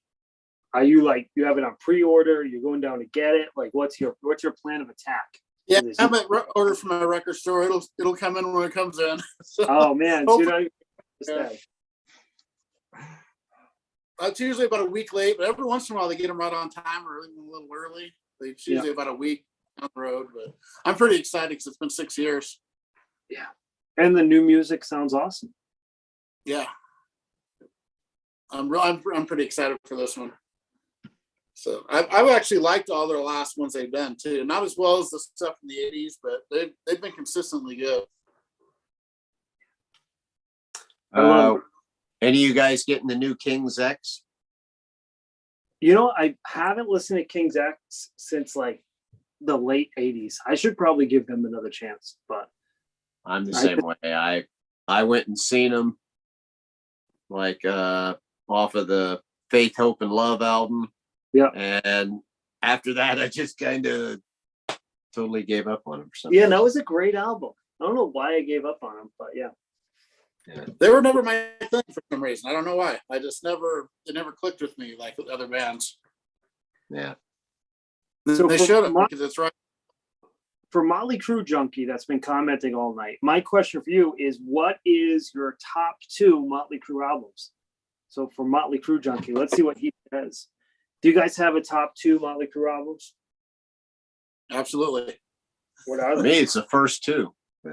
Yeah.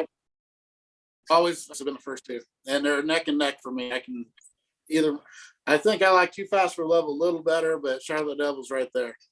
It's because there's I like the version of Helter Skelter, but Too Fast for Love has all originals, so that's why I like it a little better. Jeff, how about you? I like the first. I mean, I gotta say the first 2, and I'm not trying to be like, oh, whatever you guys say, but no, I really do. I love Shout at the Devil because that was when I first got introduced to Motley Crue. I really didn't know about their first album, so I was already a Shout at the Devil fan. I mean, I'd heard Dr. Feelgood because my roommates in college had it all the time. But then, Aaron, you got me that CD of Too Fast for Love, and I'm like, yeah, this is way better. Yeah, Too Fast for Love is a masterpiece. But I go back and forth between 94 and Shout as my number 2. I love both of them. 94's great too. Yeah. But I do like the others too. People shit on Dr. Feelgood and Girls Go Girls, and I love all those albums. They're not as good as the first two, obviously, but Yeah. Well, the John Corabi album is amazing. That's the 94 one. Yeah. That's 94. I love that one. But so I think Girls is underrated too. I think that's a good one. I just feel like it's super short and it doesn't need the Elvis cover. Yeah, exactly. That's the only problem with it. The deep tracks are really good on it though. Yeah, totally. Mike's Got the Spin says, do we have a topic for next week so we can study up on? And then Motley Crue Junkie says, Too Fast for Love and Shout at the Devil are my favorite Motley Crue records. Yeah. So most of us are in agreement there.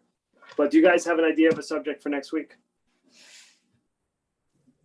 Oh, I won't be here, so I can't really. Yeah, I don't know if I'll be here or not either, because like I said, I'll be on vacation. So all depends on whether I'm home or not. Well, Jeff, let's pick something that'll really drive these two guys crazy that we do when they're not involved. All jazz. Yeah, how about we do our favorite Judas, our top 10 Judas Priest songs? Exactly. Top 5 Doro vocal performances. Well, good luck with that one. Or like seriously, like what are your top 5 music videos? And I know music video is a term that's probably obsolete anymore, but I love that. That's a great one.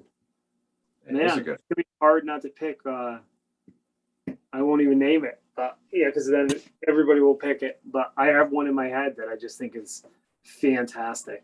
Yeah, because I think we all, I was born in '78, so like the whole '80s MTV era was like right in my wheelhouse. So many songs I heard first on MTV before I actually heard them on the video on the radio.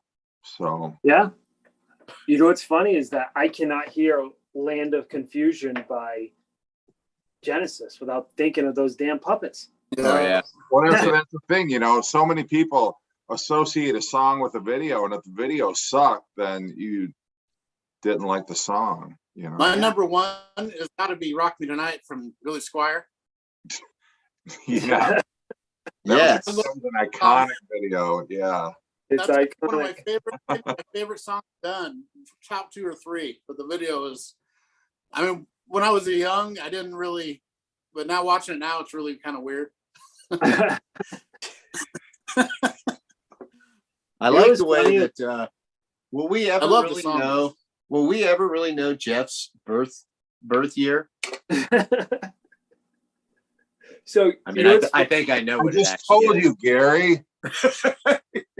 1969. So when I was a kid, I remember watching the Beach Boys video with John Stamos was in it. I don't remember what the name of the song was, but I remember thinking to myself, I never saw this guy in any of my dad's album covers. Like, why the hell is he in this video? Well, the last time when I saw the Beach Boys, that was my wife's favorite part, was that John Stamos was there. So it was before the internet though. And I'm like 10 years old thinking to myself, what's going on? That's like saying, who's your favorite Beatle? Peter Frampton. Yeah.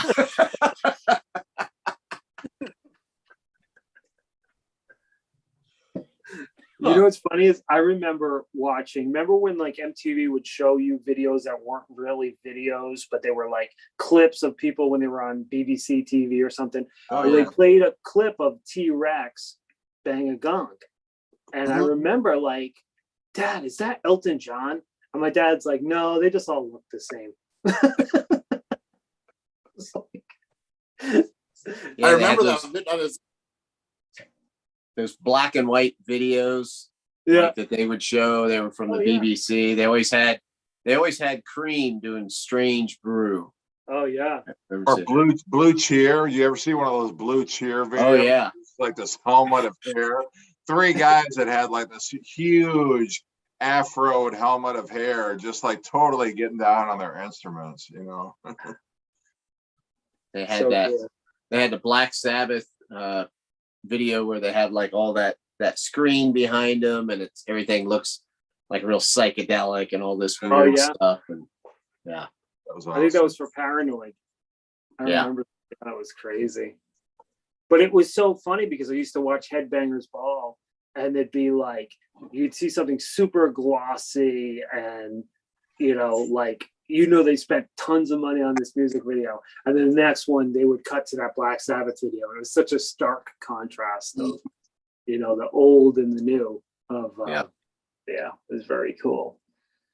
I used to religiously record that. Oh yeah. I would watch everything.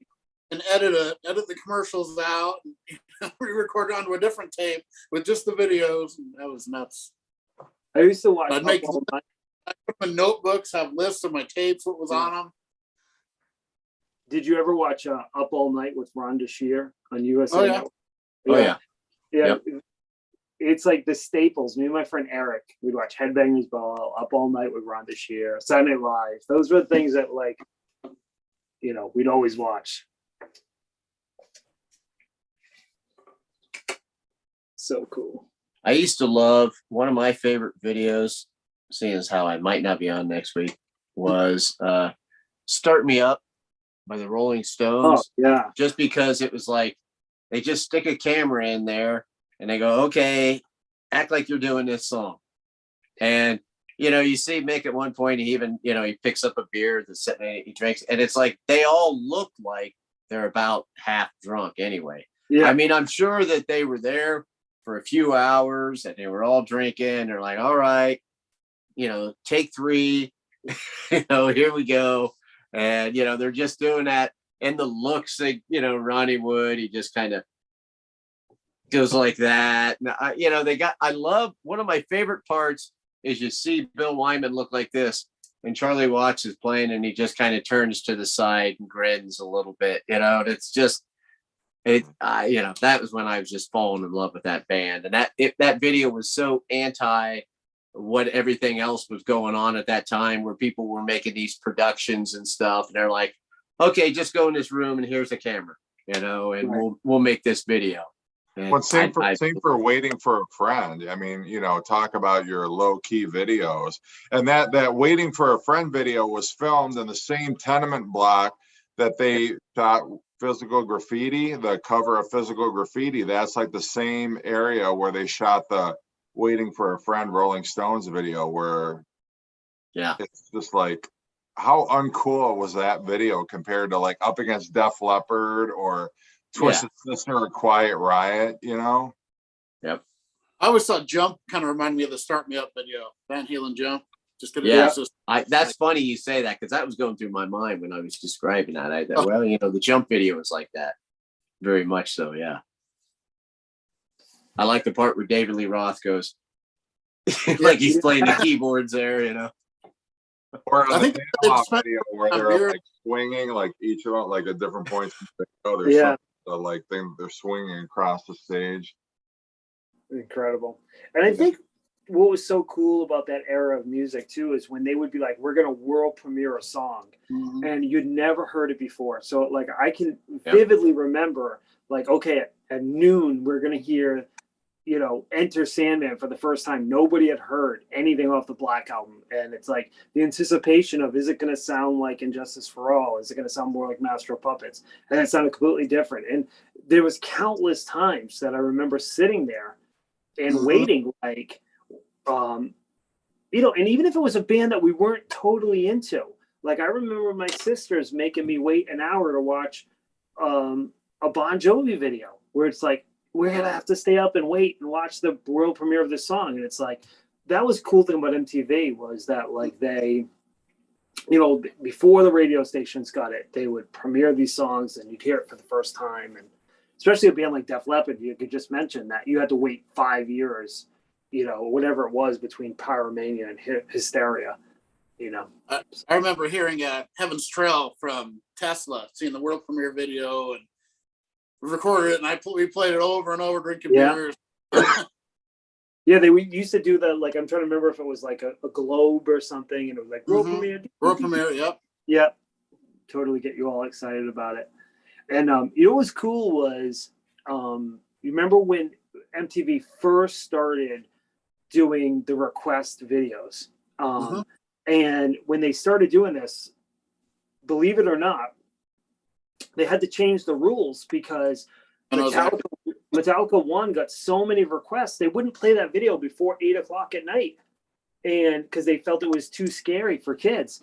And all of a sudden, all these bands that were like heavy metal, like Megadeth or Metallica, started ranking on these charts.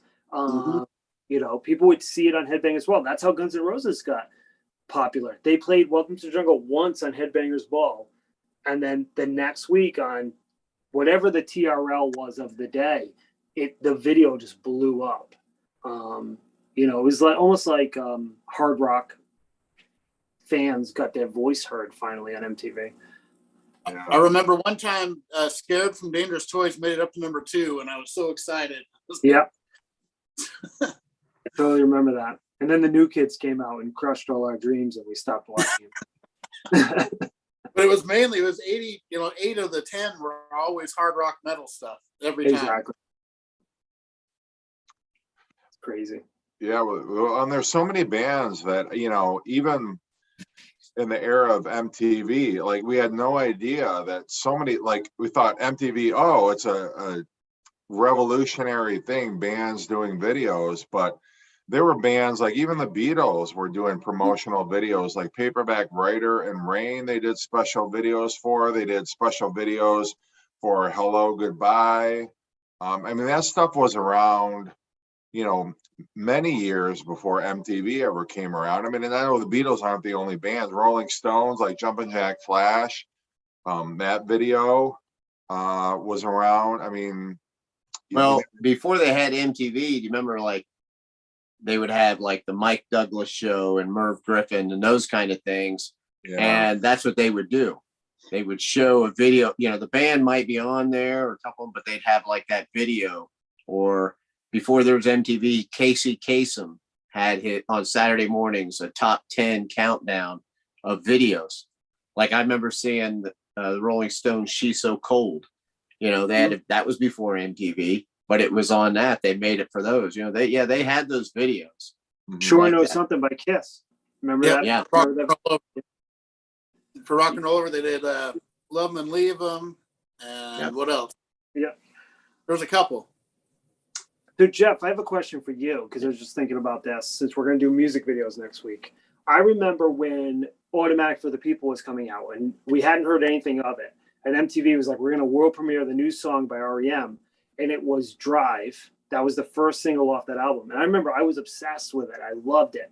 But I do remember thinking once I heard the whole album, why did they pick this as the first single?